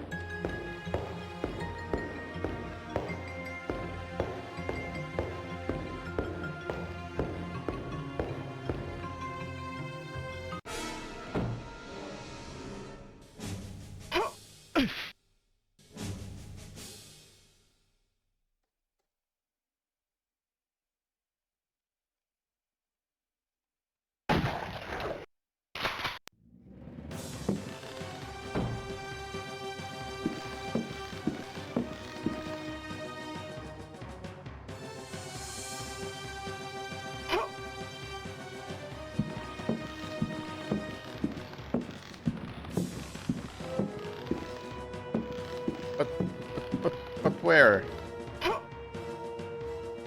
What? I don't think I've seen anything related to a hook inside the building.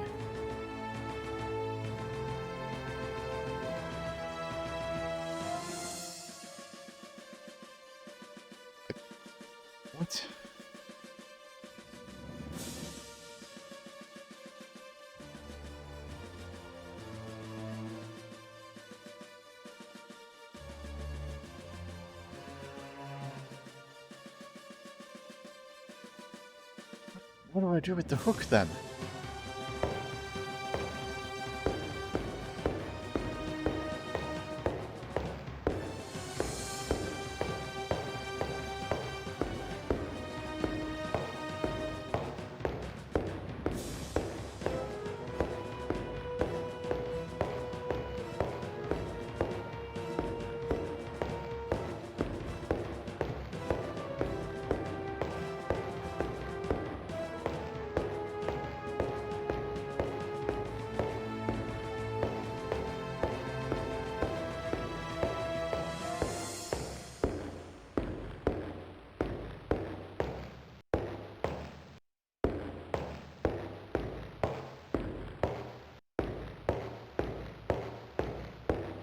That's where I came from.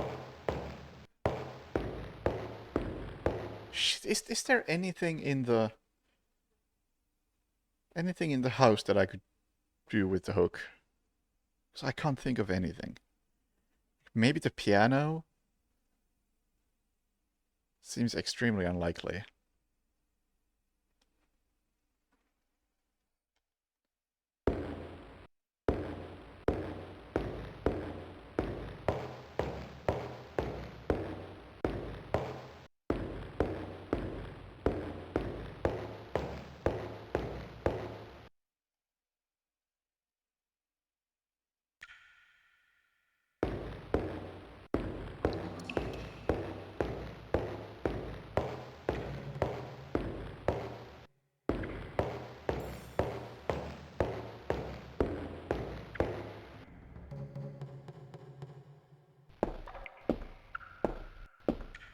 Some mechanism here somewhere. I'll take a quick look at the house. Then I'll take a hint. There's nothing in the kitchen. Done with the dance hall, I'm done with the kitchen. Feel like I'm definitely done with downstairs as a whole.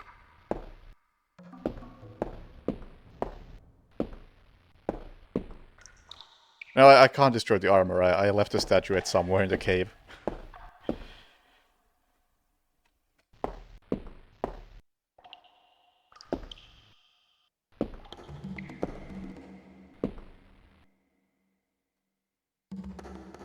there's anything over there.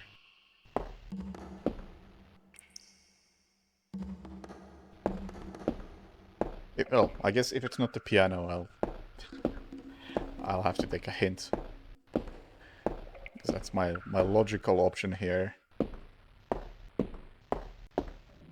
think I've checked everything else and I don't recall anything that has any sort of mechanism that a hook would possibly help me with.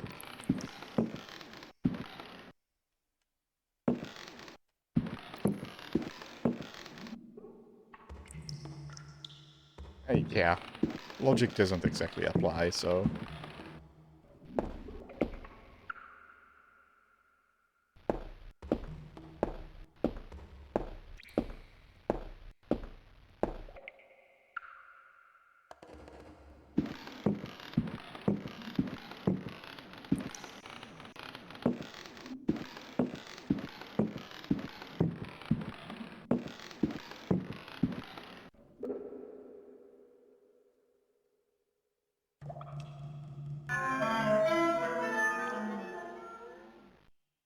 Yeah, I guess I would like a hint. Because navigating this... like, I think that's probably my biggest gripe with this game. Is that I could manage awful combat, moon logic puzzles, all that stuff. But navigating the game world sucks. Like, a lot. Just... the basic movement is just painful to do. It's just... so thoroughly unenjoyable.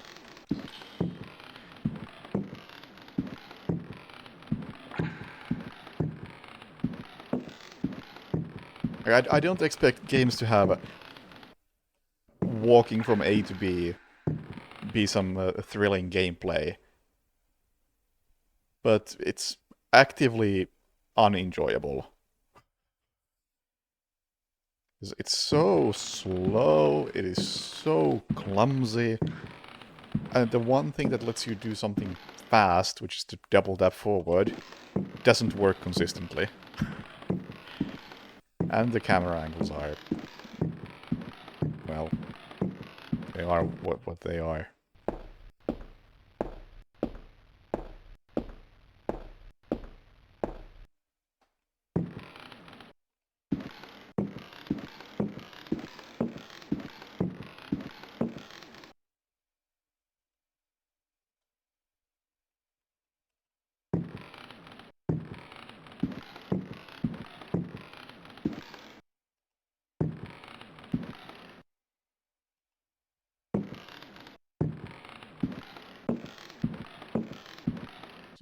Check. Are there like settings for that running?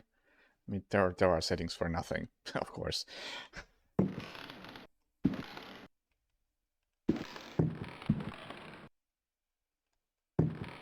yeah, the way you have to double tap to run, like, it feels like the key doesn't even have time to fully come back up.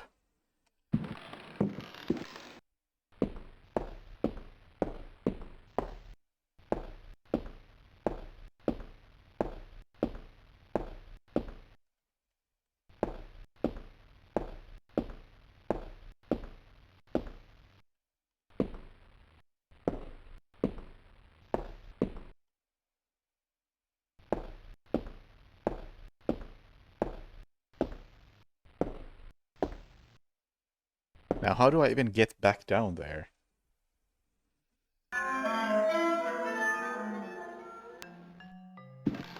Is there a hidden mechanism in a fireplace?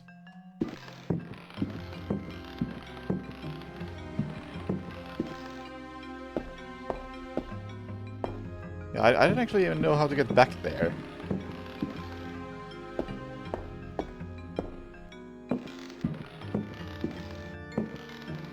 Because this is a one-way trip. Or was a one-way trip. It's no longer a trip at all. And the basement route is blocked by the worm.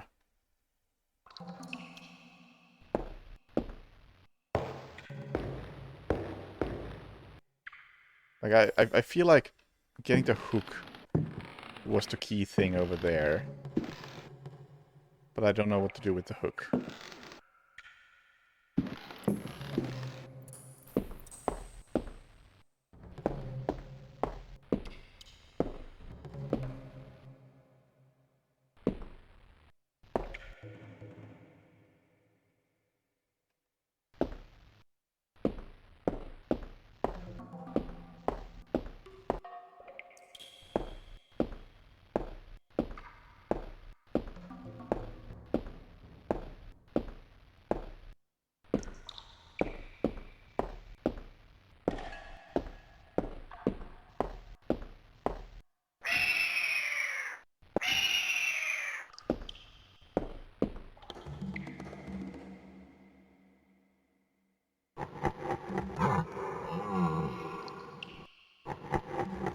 Yeah, there's no way back from here.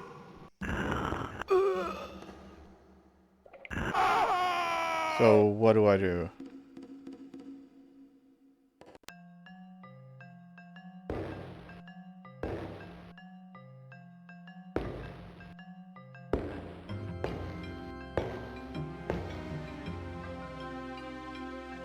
Do I have to climb on that thing for some reason?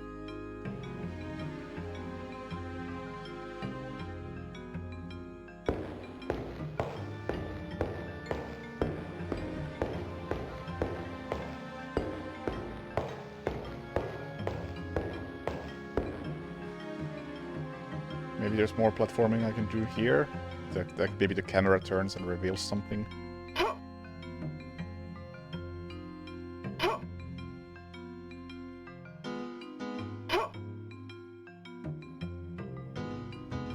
Seems unlikely.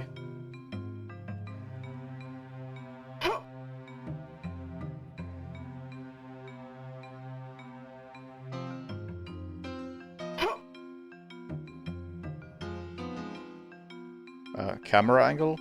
Okay, we'll make a blind jump.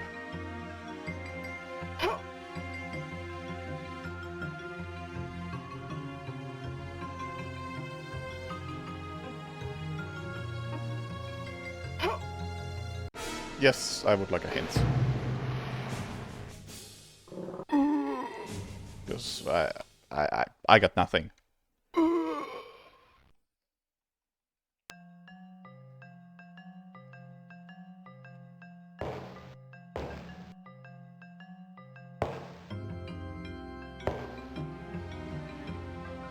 I got nothing, and like I said, I don't like navigating this game so much that I want to try everything on everything.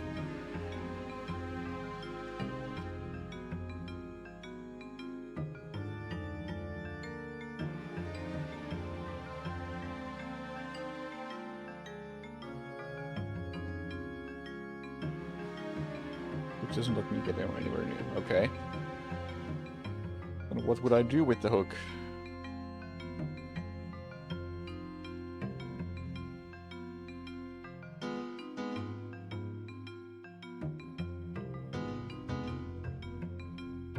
I don't think that really narrows it down.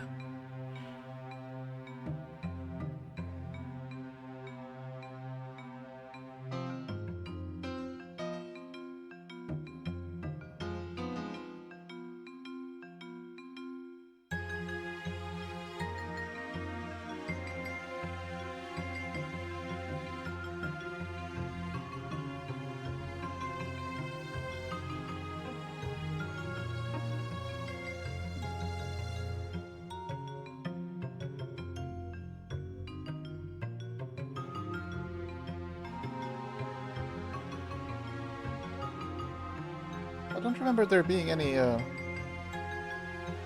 unsolved mysteries at this point.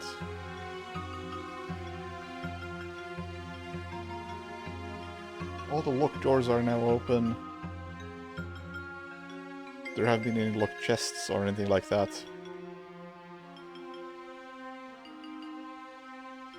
Like, common sense dictates that whatever progress there is to be made should be in the house, because there is currently a one-way path back into the house. But then again, this is from 1992.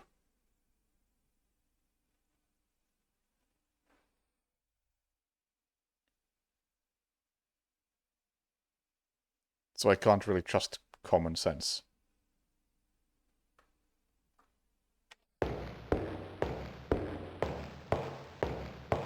Yet I feel like I have to.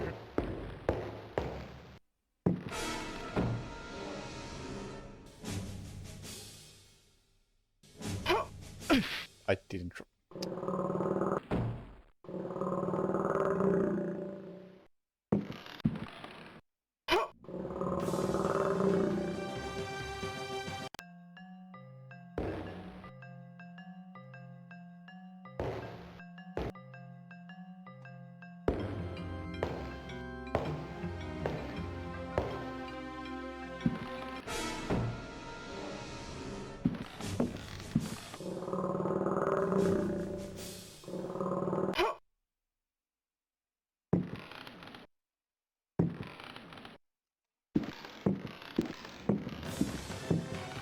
Avoid luck. It's a game that hasn't aged very well.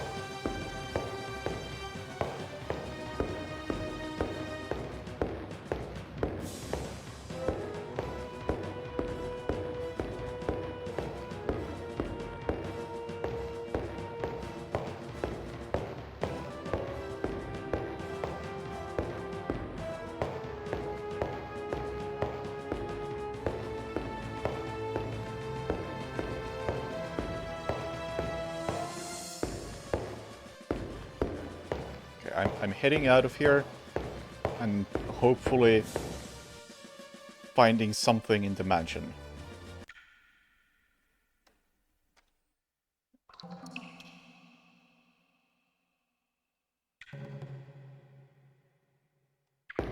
I got no idea what it might be or where it might be.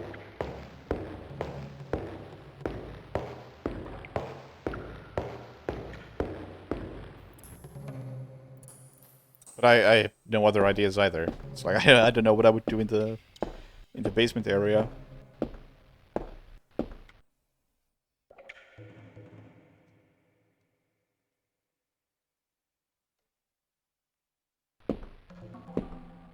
I assume going out the front door is still a suicide.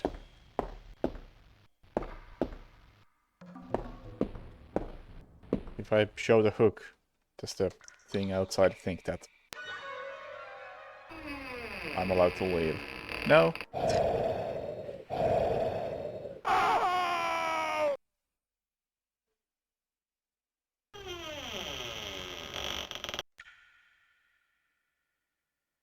Oh, I'm done with that room. What other rooms do I have? Like, I don't know how to use the items. That's... I just want to... look at it! I want to look! All I can do is throw, and the throw is pathetic.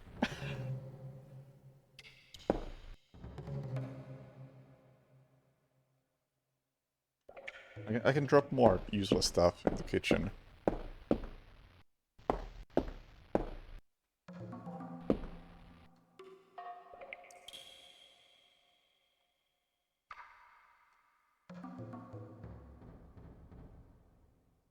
I highly doubt I need to block for anything, but I don't know. Yeah, at this point I'm totally fine with hints.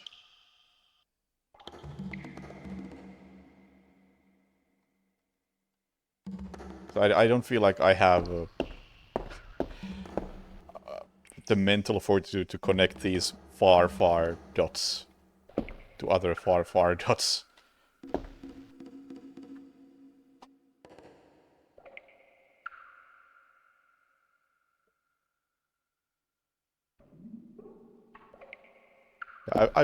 I've gone through the books.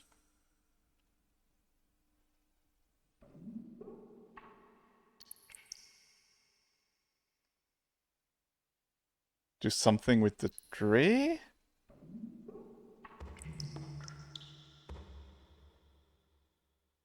The fuck?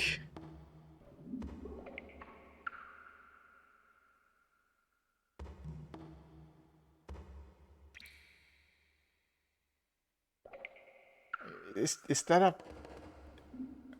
a reference to the book about the Medusa and the bronze shield? But reflect fireballs type thing. But what?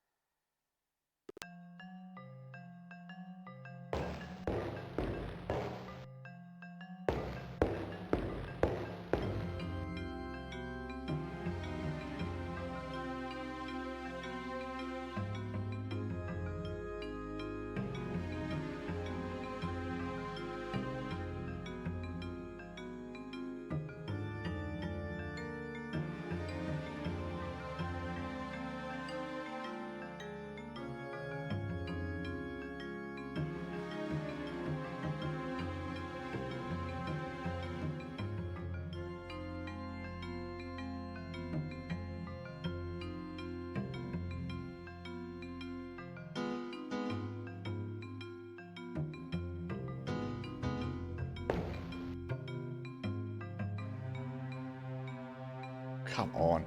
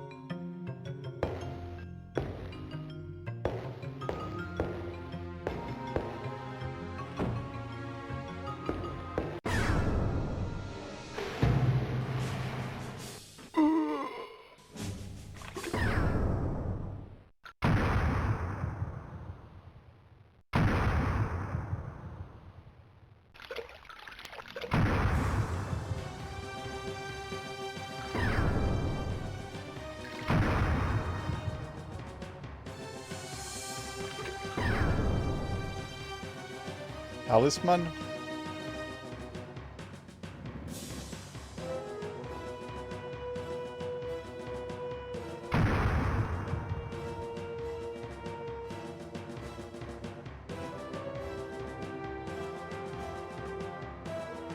Sacrificial dagger.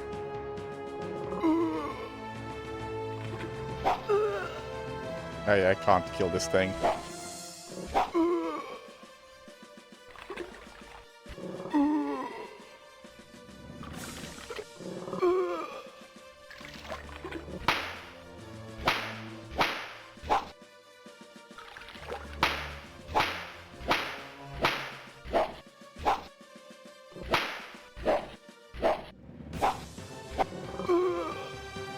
It has more range than I do, and it can clip through walls to back away from me.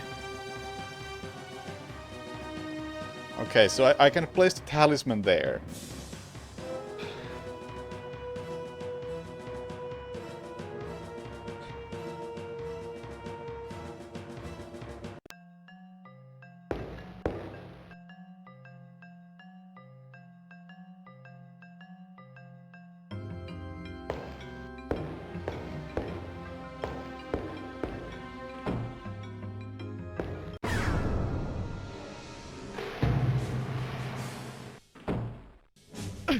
Dude, these controls. How did I get turned around like that? I kept holding forward and nothing else while I was dropping down. Ugh!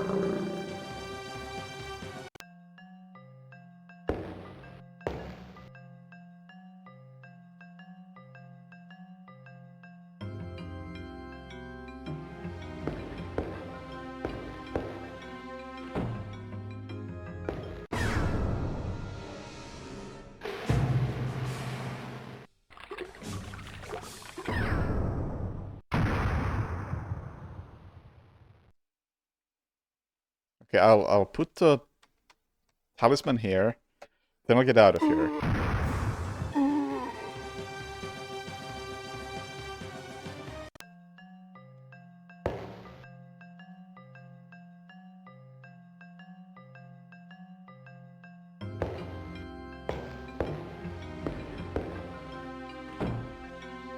I will keep the lamp. I'm just leaving it there because I'm stepping in water and that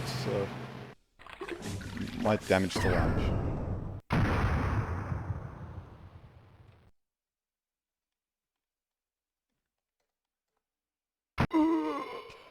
Wow. Still took a hit. Now what?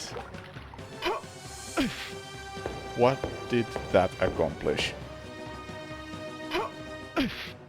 This is the point where the inventory system can really fuck off.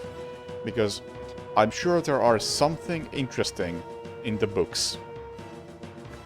But the game won't let me carry the books with me. Oh, not enough inventory space. Like, if there is a clue somewhere, I ain't got it. It's somewhere. I know it specifically says that. I think it just says that it turns off the lantern. It turns off the lantern, it ruins the cartridges. I'm not quite sure, but as I stopped leaving the lantern behind and the weapons behind, that message no longer shows up, so I assume we're good.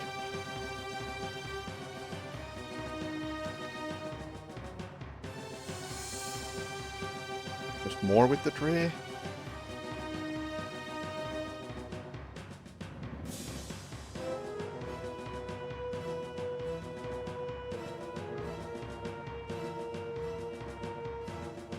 I got no items other than knives.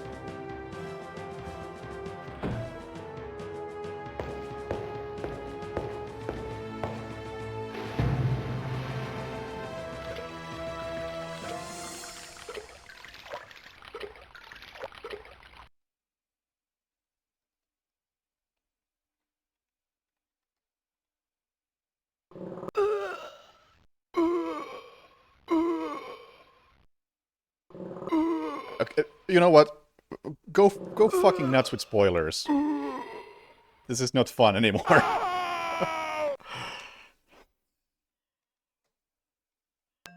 Game has gotten stupid. Burn it?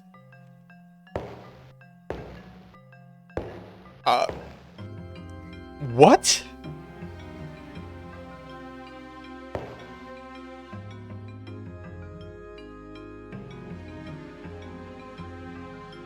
That is insane.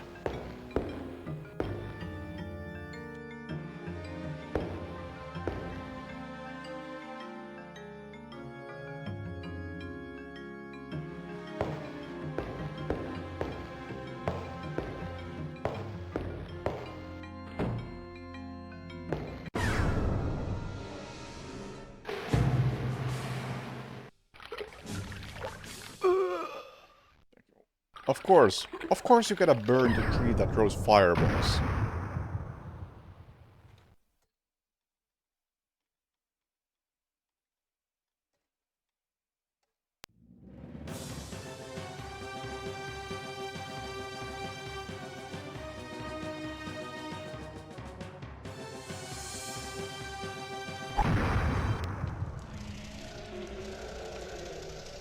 I think that's the only time in the game where throw does something that matters.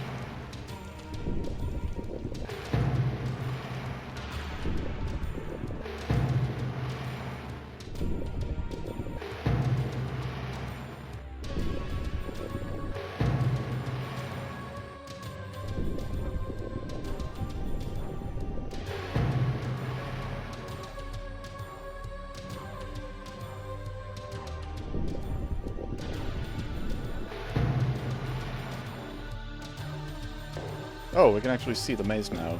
I assume I have to find a way out through the maze, do I? I don't think there was an exit to this maze.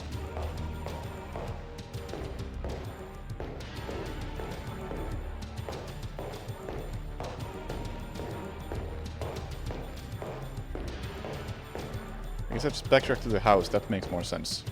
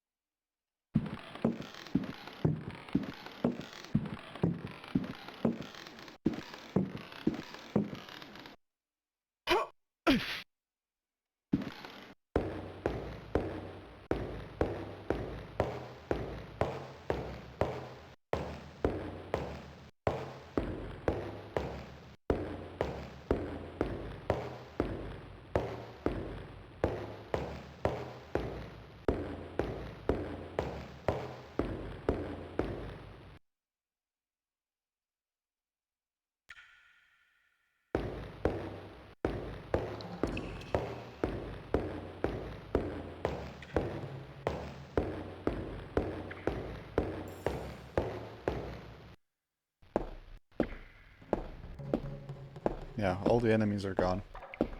Let's see if the spiders are still there. Yeah, even the spiders are gone.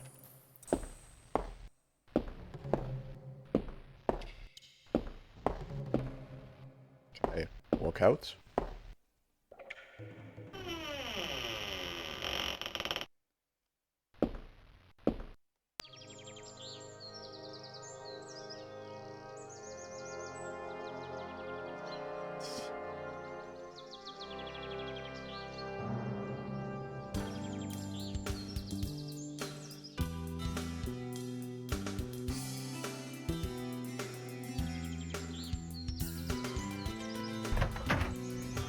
Music is nice though.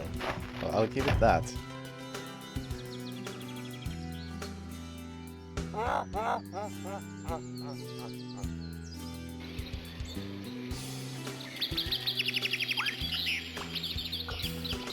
This is one of the better health in the dark.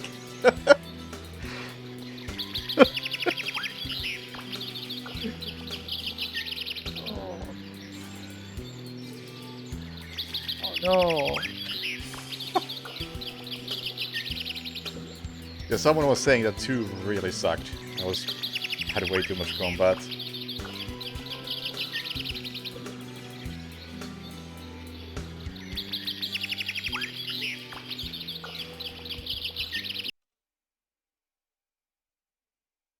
All right. All right. I'm not gonna say I will play them all. I definitely want to play the 2008 reboot, maybe New Nightmare, and definitely maybe the recent reboot or remake, reimagining, whatever you might call it.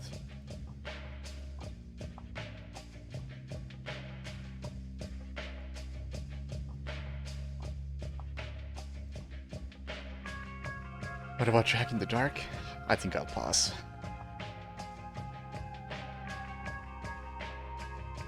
Finished. Yes.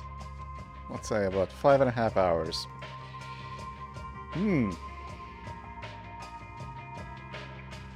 Oh yeah, illumination is a thing. Yeah. Have to. Although, isn't that like a co-op shooter thing? So never mind that, perhaps.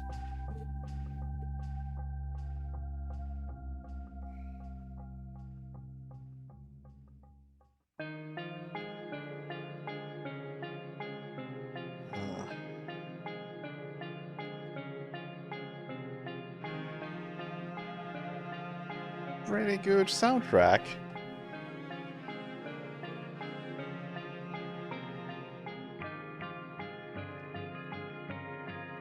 Worth playing for the sake of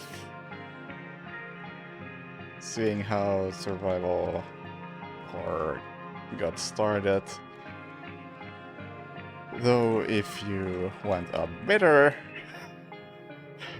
old survival, better and older.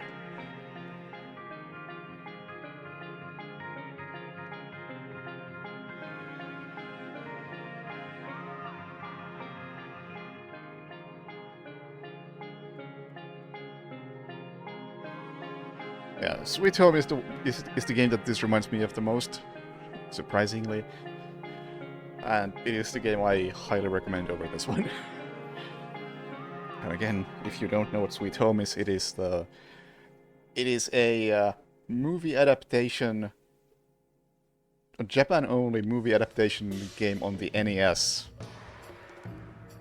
that Resident Evil is more or less based on.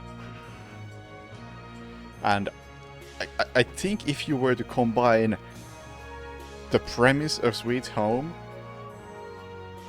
and some perhaps other parts, but mostly the premise, and some of the gameplay of Alone in the Dark, I can totally see those two combining into Resident Evil.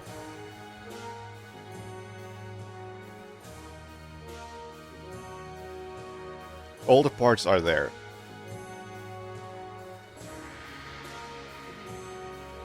Just that most of the good parts came from Sweet Home.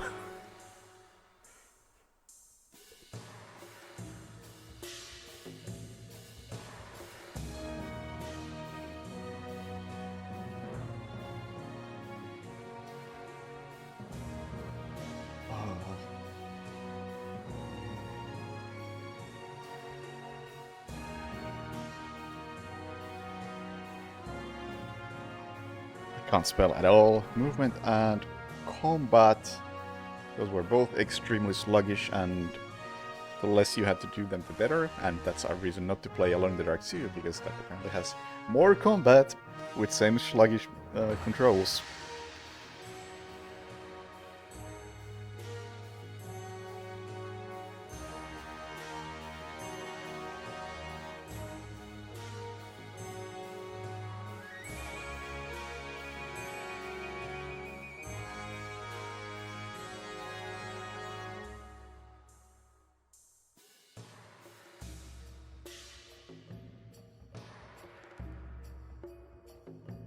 It's called unreliable. Sometimes it seemed like I was able to do it with fairly slow double taps, but most of the time it just didn't seem to work no matter how quickly I tapped.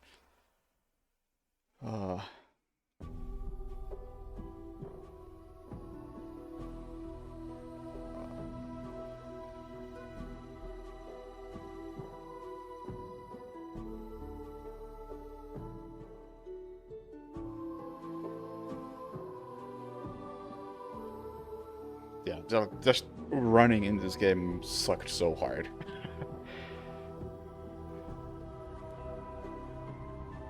Puzzle logic was Sierra style? Yeah. I haven't played that many Sierra games myself, but that is the idea I have of Sierra style puzzles. Oh yeah, voice acting.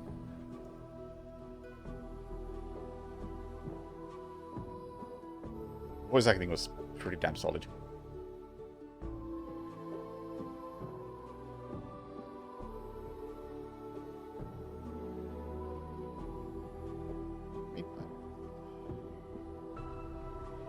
I guess you can technically softlock this one too. It's a lot harder, but the softlocks are there, for sure.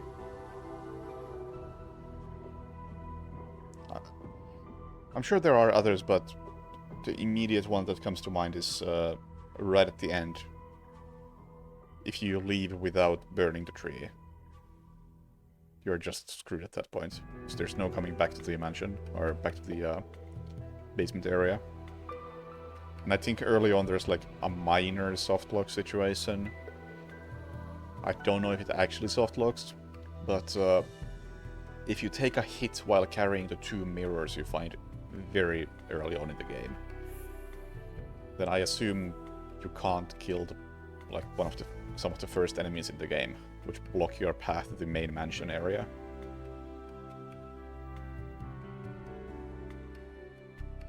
But that's not that big of a deal, because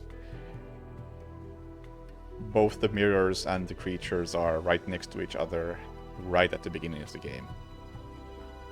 But yeah, leaving the caves without doing the things, that is definitely a manageable softlock situation, or a softlock situation you can run into.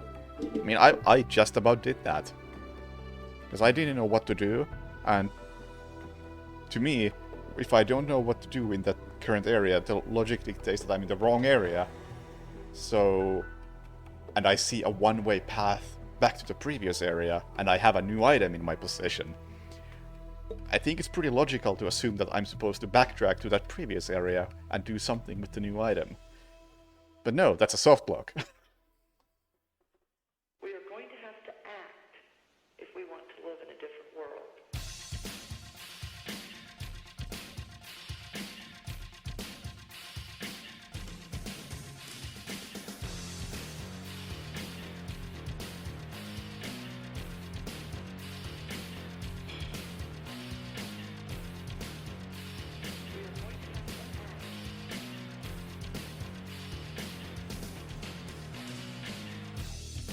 There is a very unstable situation on the ground that is unfolding very quickly. Move toward more ideas that will actually help bring this thing to an end.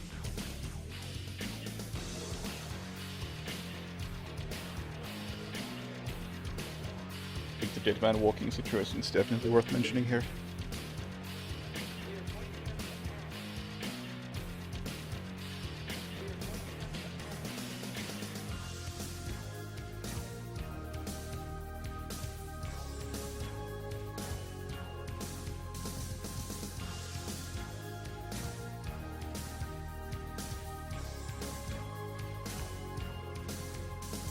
Anything else?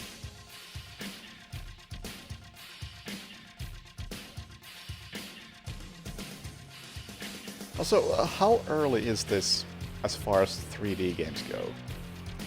Like, what other 3D games were out there at the time?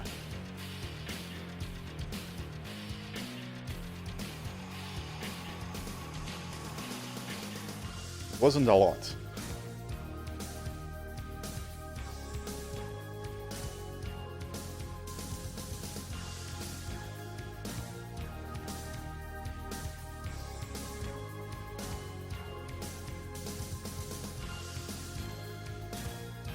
Ultima Underworld? Is that 3D though?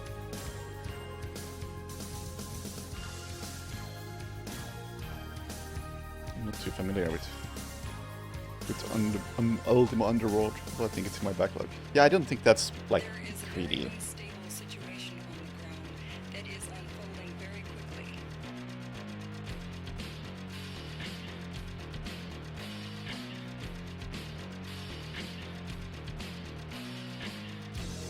shit, this predates Doom.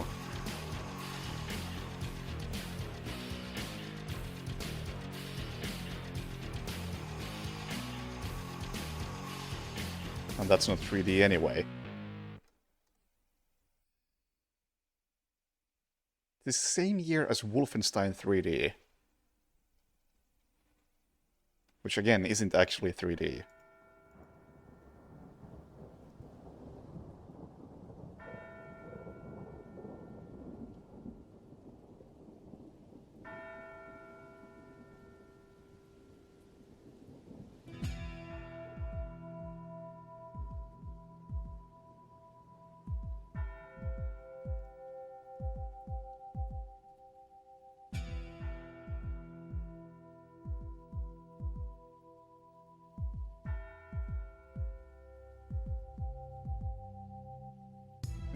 It's obviously very, very simple graphics.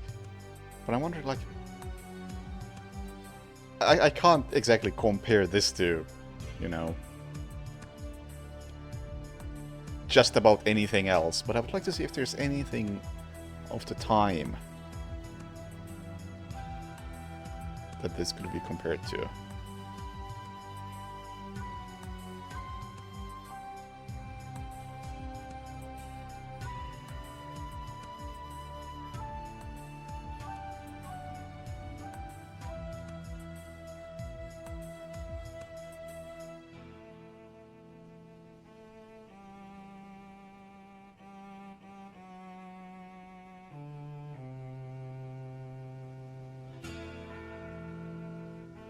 Reading the Wikipedia article here. Alone in the Dark received positive reviews upon release, with many hailing it as a trailblazing piece of media. Big words, but probably correct.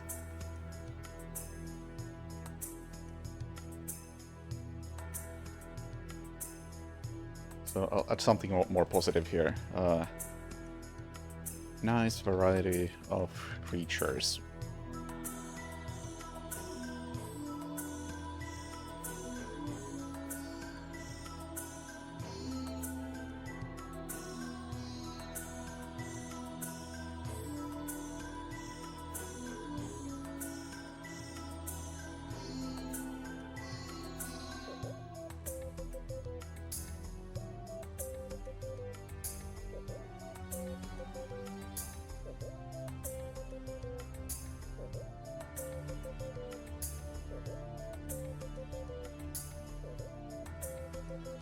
Can we believe that the game's cinematic fixed-view camera enabled greater expressiveness and higher level of detail than what was currently possible in fully 3D games? And so he decided to adopt the fixed-view camera system for his project. In several interviews, Mikami has stated that if it were not for Alone in the Dark, the inaugural Resident Evil would have likely become a first-person shooter. Huh! I mean, he's not wrong. That those are the upsides of this sort of camera. It often has its downsides too.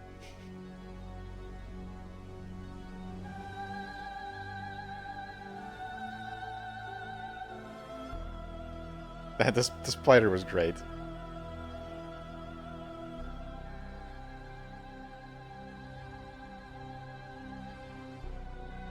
Also, I'm glad you pointed out that that Mikami quote. Because as I was saying, it feels like Resident Evil is a mix of this and Sweet Home. But I wasn't actually sure if this was an influence on Resident Evil. But I guess that confirms it.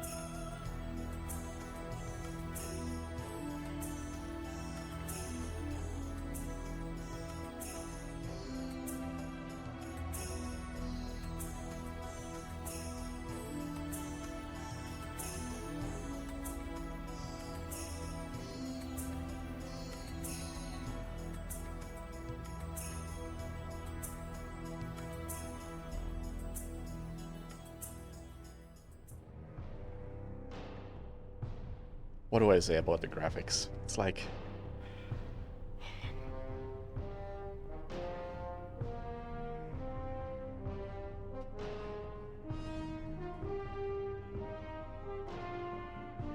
Pioneering, yeah.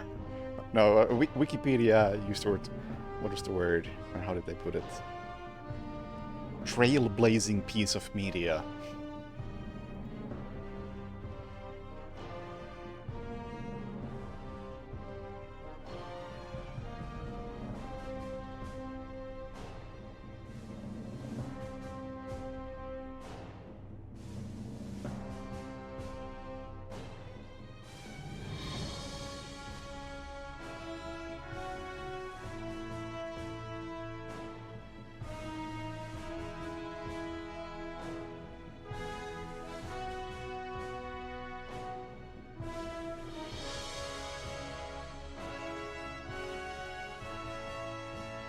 I want to use that.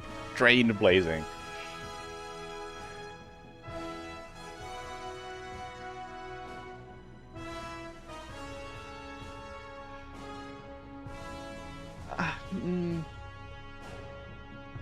Actually, it didn't look terrible.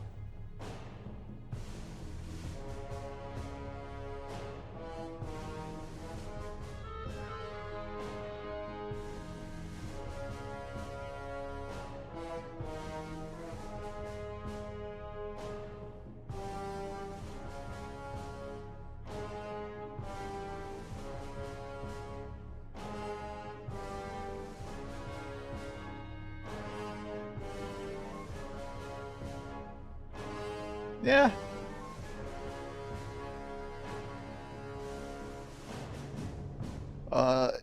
Yes, there is.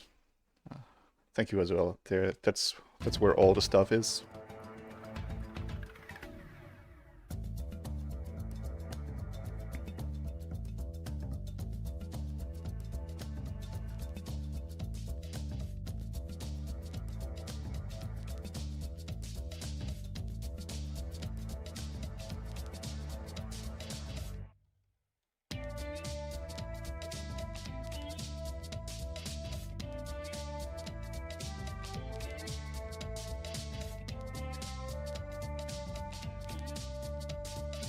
The camera was kind of dog shit.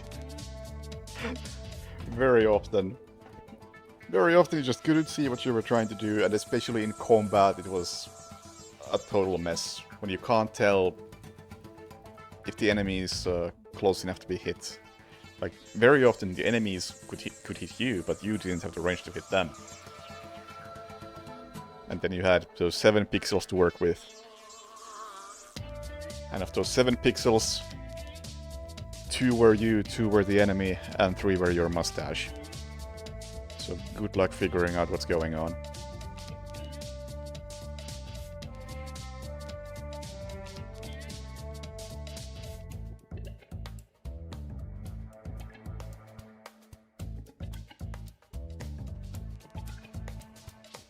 This a bit differently.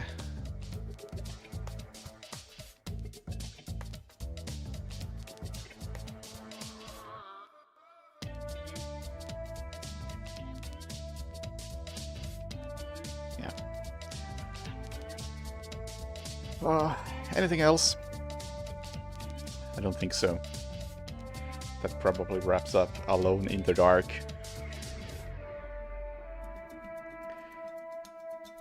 I wish I could give this a high score, but it hasn't aged well.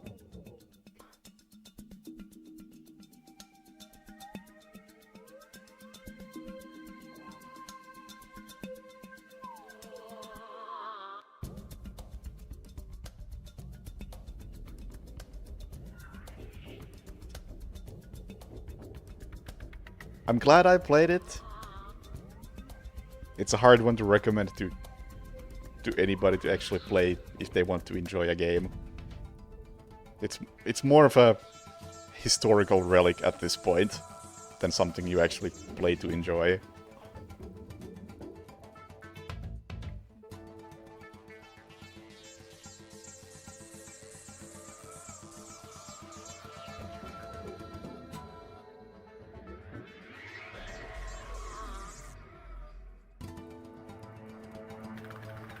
Oh, actually, one more bad thing I gotta mention.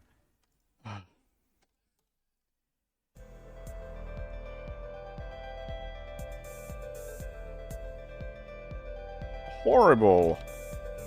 Inventory management.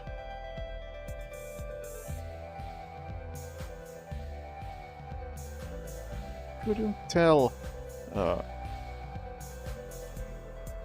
how much stuff you could carry or which items were important.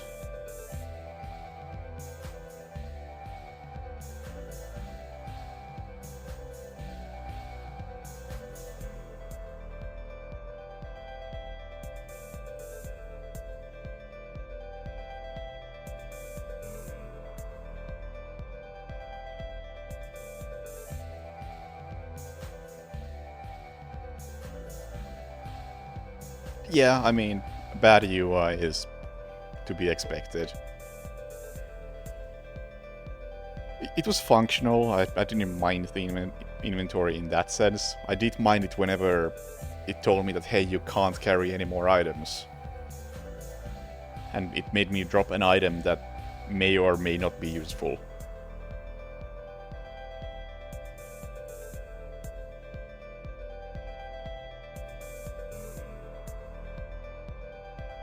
Like, I honestly don't know why this had a limit on the inventory size.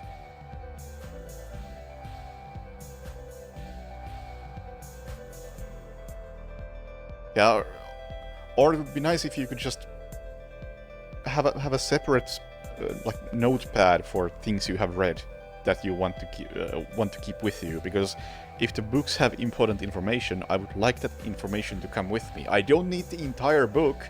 Just take those couple of pages you need.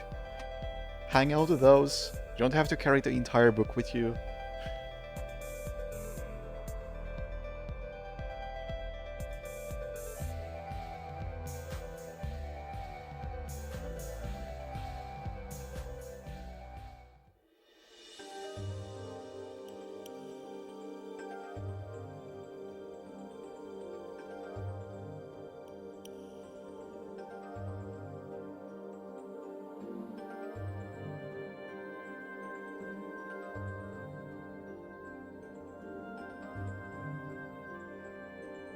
But I will say, I did definitely enjoy that one book that I was not supposed to read.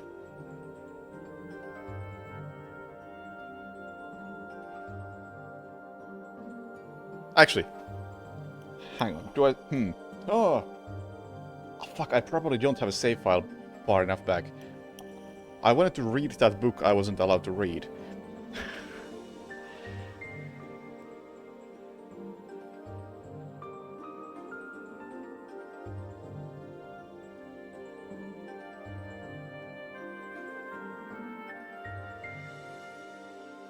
Because I only read the first page where it said the title of the book. Then I decided that, hey, the other book warned me not to read this book, so I closed the book and died. So I don't even know what the book was about.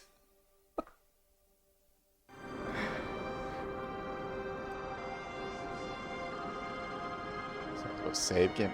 I highly doubt that's the issue here.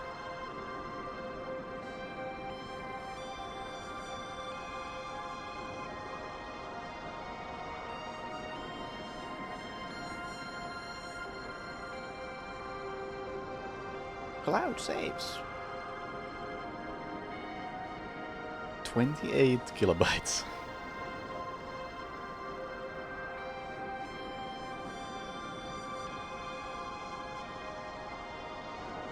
Okay, we can read it here. Unfortunately, we don't have the voice acting now, but thank you for the link. Oh, well. It's in a language.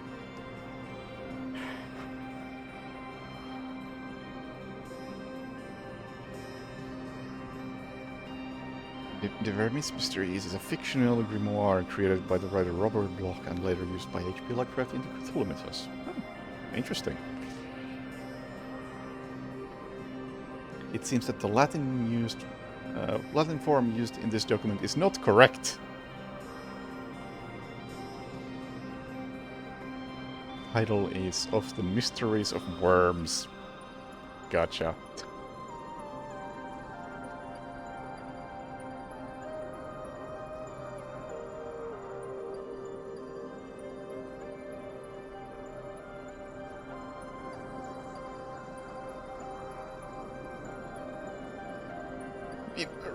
Realistically thinking, I don't think all of that should add up to much of anything at all in terms of save file size.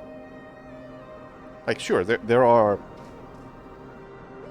Even if you track all of the locations of all the items and the movable items, because it wasn't just that this game had 3D, it had... You could push chairs around into proper physics. Like, if you consider all of that, it's still not much.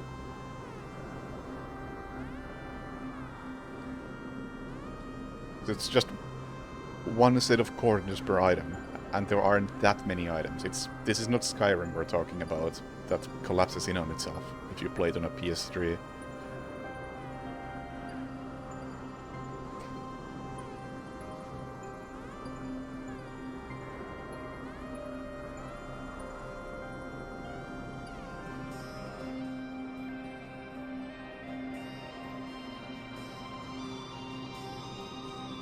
This has a very clearly defined limit on how many items exist in the game world that might have a limit.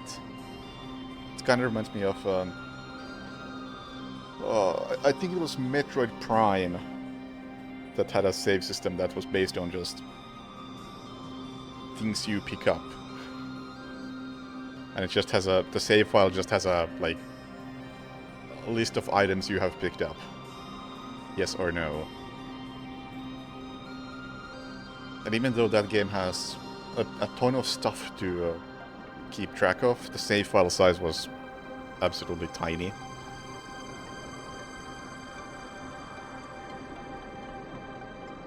And I think one of the developers talked about this at some point, and they were like, yeah, our save file takes 1 block in the memory card, and we only use 30% of that 1 block.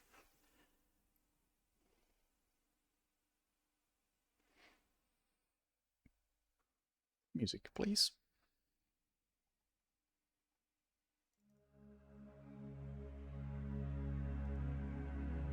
Oh yeah, somebody did mention Little Big Adventure, and I can absolutely see the connection between this and Little Big Adventure.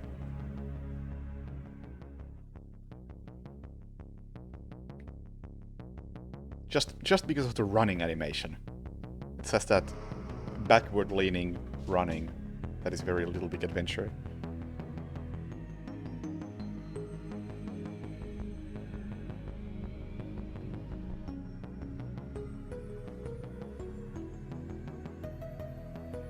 It is kind of funny how you can see parallels from the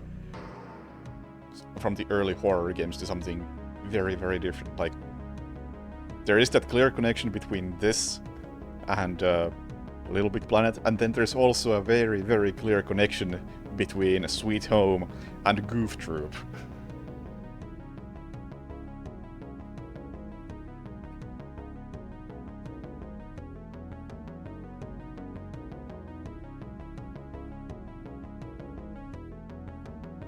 Yeah, actually, let me see, how many blocks is the Metroid Prime save file?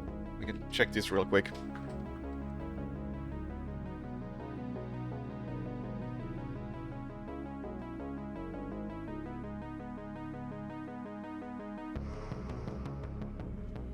Oh, sorry, I lied. It's 3 blocks for both 1 and 2.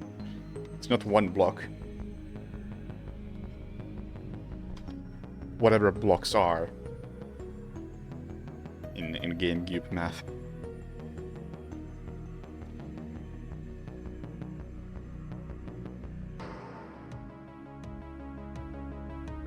Yeah, Little Big Planet does have the action mode switching. That's right. By the way, that's a game I never want to play. It does not look fun.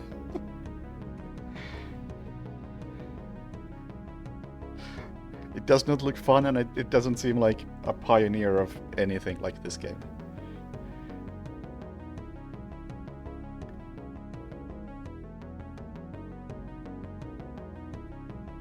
Three slots. I mean, I was looking at both 1 and 2, and both of them use three blocks. But if one also has multiple save slots, then yeah, then that would make sense.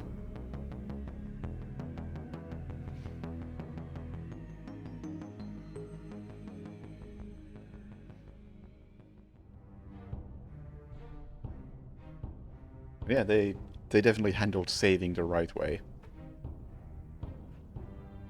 Very efficiently. Yeah, anyway, that's Alone in the Dark. It is definitely a video game that I definitely played.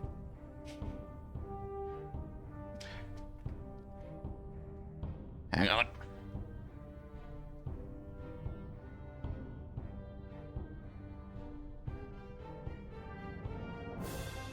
I have prepared for Alone in the Dark 2008, because I have Alone in the Dark Inferno here.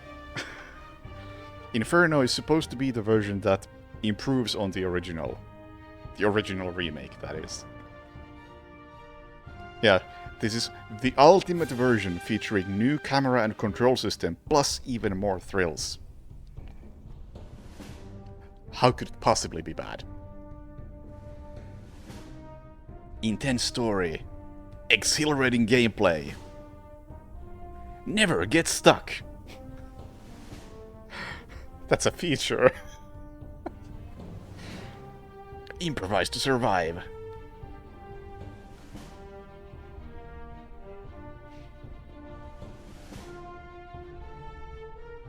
Also, my system doesn't go to 0 out of 10, no. And 1 is basically the game is dysfunctional.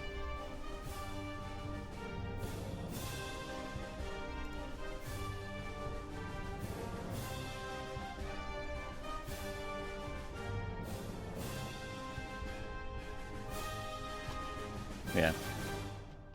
Eventually, we'll get to this. And we'll enjoy it, damn it!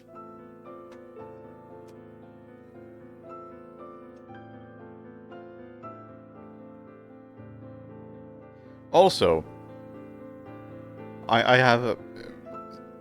It's been like 2 days since I played Buckshot Roulette and Flathead, and honestly I feel like I should give them ratings. I didn't back at that point, but... You know, I feel like they need ratings. Let's do that, because Buckshot Roulette, not much to it, but it does what it sets out to do, and that is the very definition of a 6 out of 10 game to me. Meanwhile, Flathead is basically, it wants to be Buckshot Roulette, but it's just a really, really boring and bad version of Buckshot Roulette. So, sorry, Flathead. I think you kinda suck.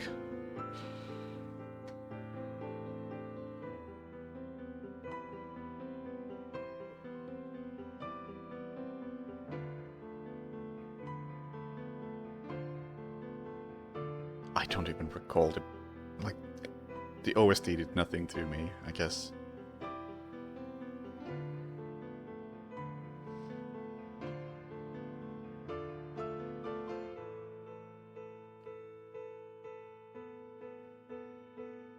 But yeah, that's that. Not sure what game's next. I honestly kind of feel like maybe I should try to set up my PS3. It's not quite game ready at the moment, but I would like it to be game ready so I could start playing PS1 and PS3 games. Got a couple of ideas for what to do with those.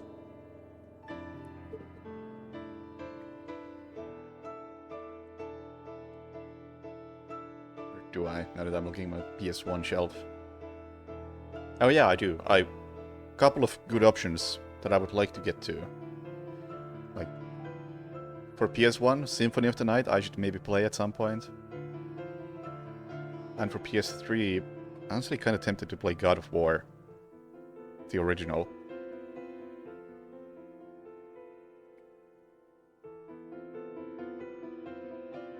In the original 2008 game, you roadblock to complete 80 tasks. In Inferno, it's only 40 tasks.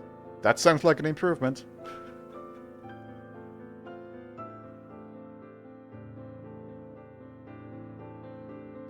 Anyway, yeah. Regarding like what games to play next, there's a bit of a dilemma here because my backlog has a lot of horror games at the moment. A lot of horror games that I would like to get to, like a bunch of Resident Evil, a bunch of Silent Hill, Fatal Frame, Forbidden Siren, that sort of thing. What else is there? Dino Crisis. That sort of thing. But I don't think it's the right time to play them because it's summertime in Finland. And it's really fucking bright all the time. And this wasn't the ideal setting for Alone in the Dark, but I don't think Alone in the Dark would have greatly benefited from playing in the dark, actually.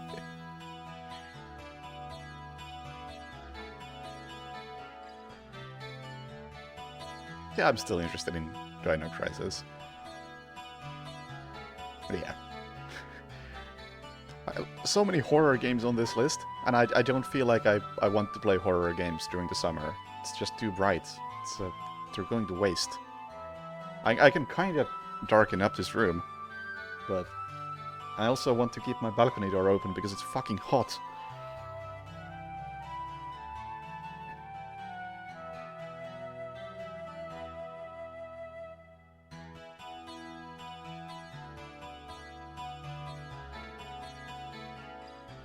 The third one first. That's the one I don't have yet.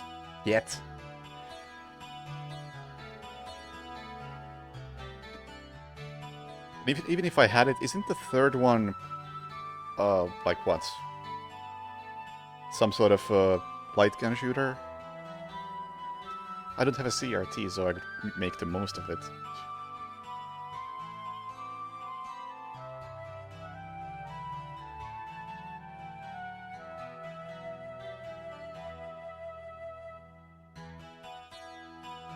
I do actually have proper PS2 light guns, though. But what the fuck do I do with them? Yeah, I know.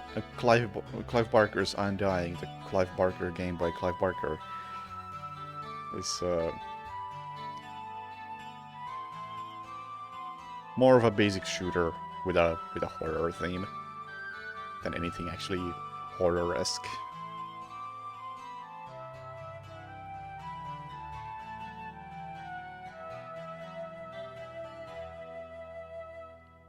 And honestly, I don't have great interest in playing it.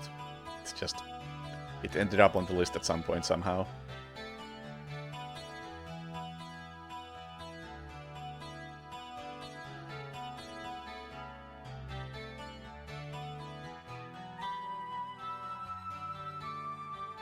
Dino Stalkers the light gun game Dino Crisis 3 is one in space? What? I thought those were the same game. The fuck is Dino Crisis 3 in that case?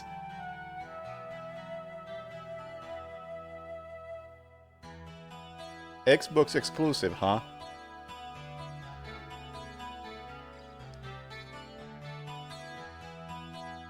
The game takes place on a space station. Gotcha. Right.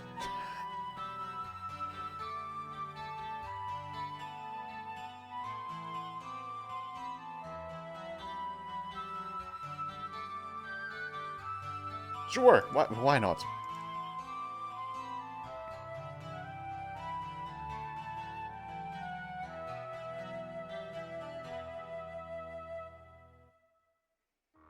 I mean, I do have an original Xbox in there, so... you know?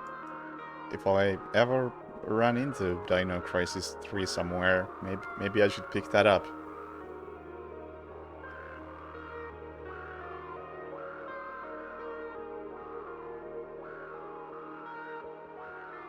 Extremely unlikely I will ever run into it though, but maybe one day. You never know.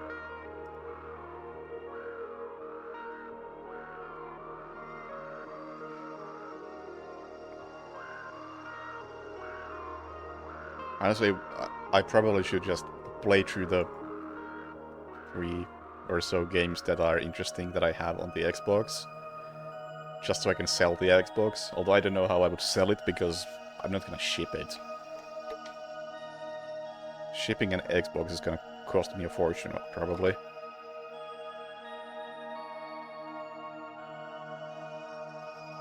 The lore for Alone? I didn't really talk much about the lore. It seemed like a rather standard Cthulhu story. Like I like those stories. I like the standard Cthulhu stuff. And it was alright. Nothing too remarkable about it.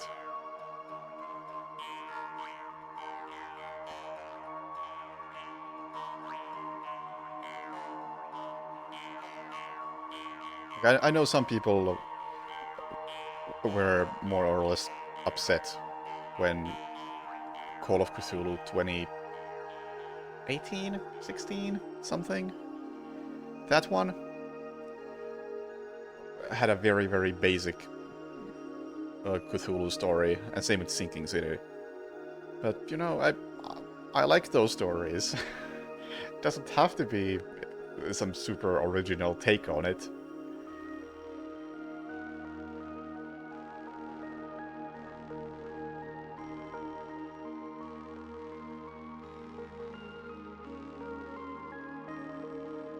And yes, I do have a Castle of Wolfenstein on the list. I think when I eventually play Castle Wolfenstein, I'm just gonna play at least a few very old stealth games.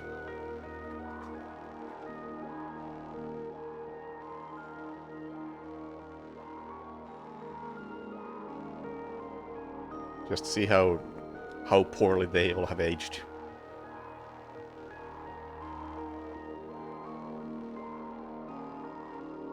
50th anniversary. Yeah. Feeling old yet?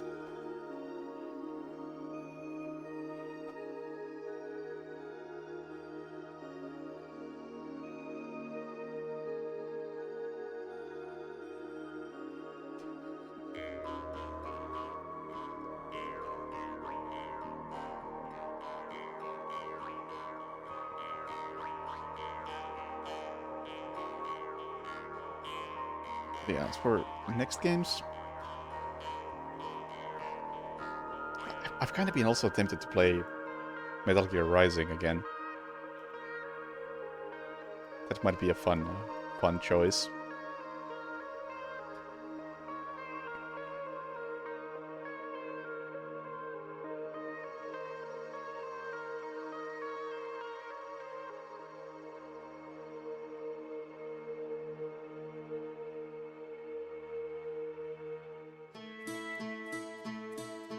Maybe Hellblade, since the second one came out.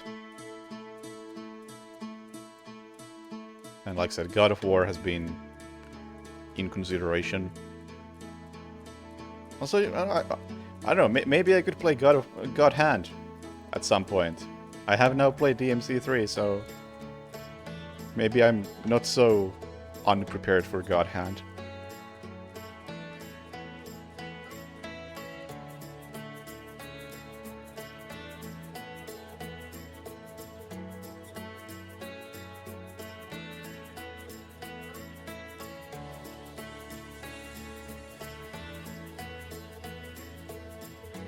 Oh, I will probably always be unprepared, but I'm less unprepared. I get a couple of DMCs behind me at this point. That's something.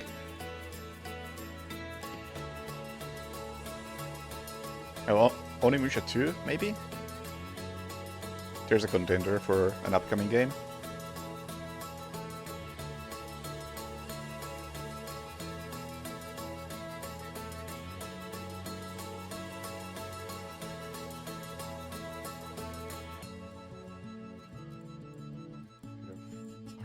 I don't think I have.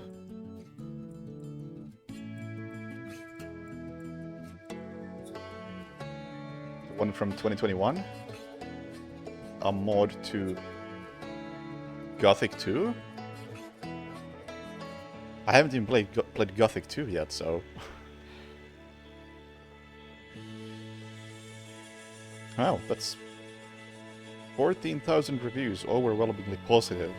Not bad for a mod. For a 20-year-old game.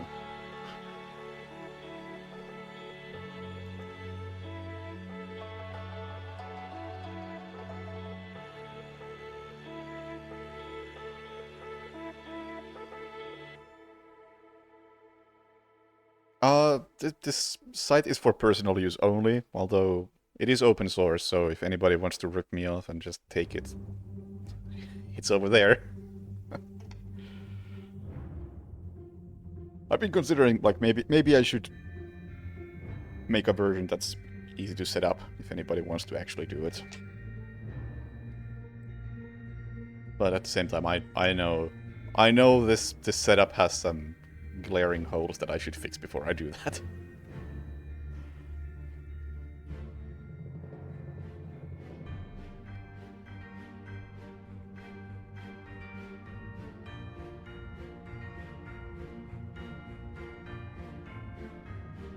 Yeah, backlog was just too clumsy for me, plus it sucks to show it on stream. Whereas with this, I can just do this and it just lines up so beautifully on stream.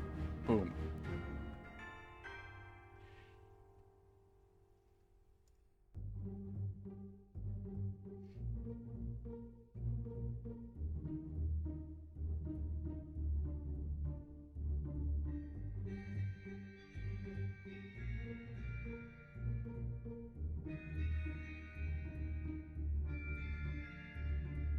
Well, honestly, one of the nice additions I bought to do recently is adding the how long to beat estimate for the backlog, so I don't accidentally start like a 30-hour game without being ready for it mentally.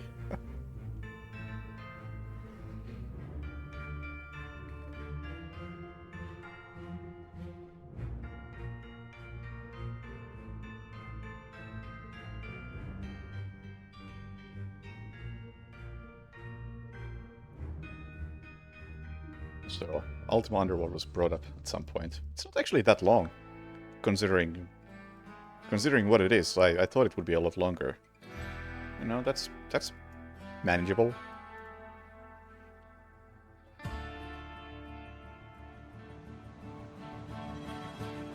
This game, I'm pretty sure that's gonna be Hexel's Infinite.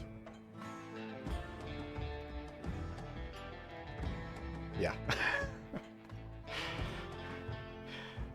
I stopped tracking at 166 hours.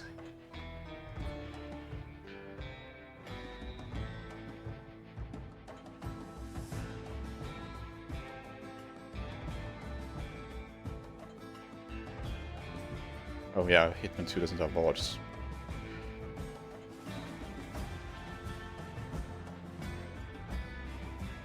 The longest game I've streamed is Payday 2. Followed by Hitman 3.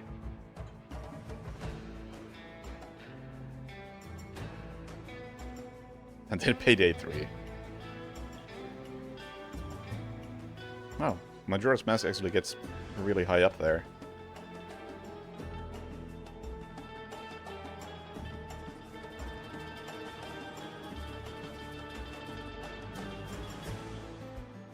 Yeah, Persona 3 is probably the longest that doesn't... Yeah, true. That is the one. Although GTFO technically doesn't involve replaying levels, but it's a different sort of game anyway. But yeah. This sums up my thoughts of Persona 3. There's a reason why it's 70 hours.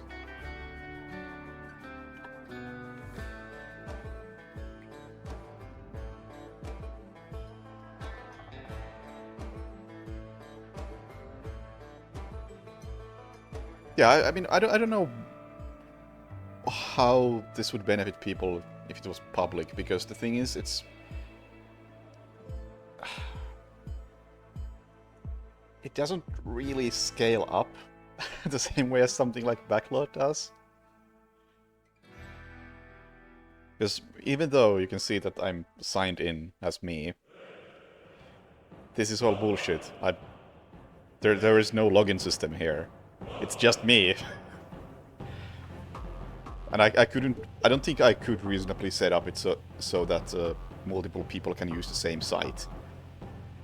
If anything, I could make it so that other people can set up their own site like this.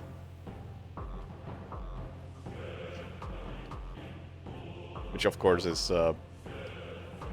not nearly as convenient for 99% of people.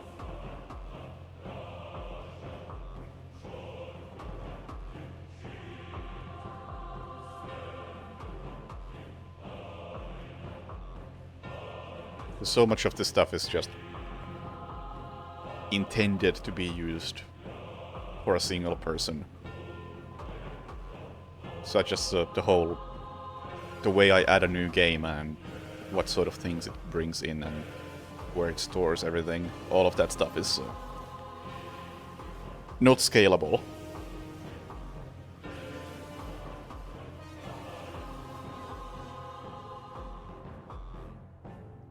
In between games.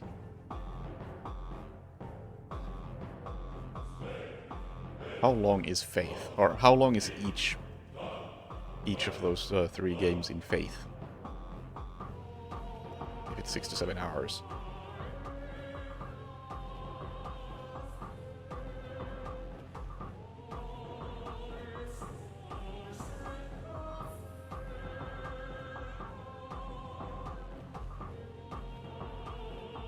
Increases in length? Okay.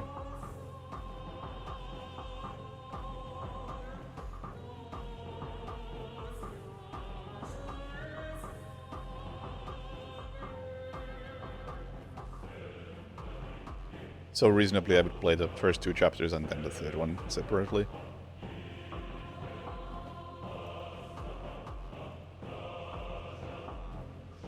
But again, it's a horror game, and I don't really want to play a horror game. Like I kind of do want to play horror games, but I kind of don't want to play horror games when it's bright outside 23 hours of the day.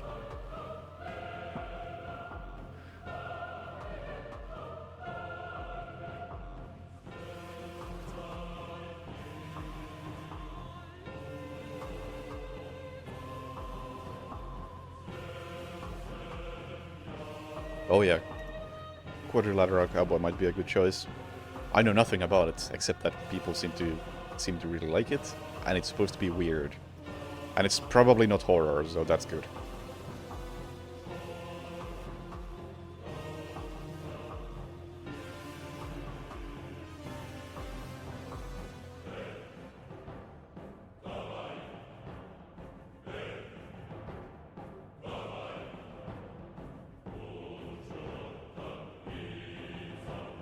But anyway, enough of that. Today's goal was to wrap up Alone in the Dark. We have wrapped up Alone in the Dark. We have concluded that time has not been kind to it, but it was still, in a way, worth playing through. But I'm also not adding Alone in the Dark 2 to the backlog. Maybe one day, but I have to be in a very specific mood to want to play more Alone in the Dark. Anyway, let's see. Alright. I'm gonna call it here for tonight. So I say thank you for watching, have a good night, and see you later. Bye!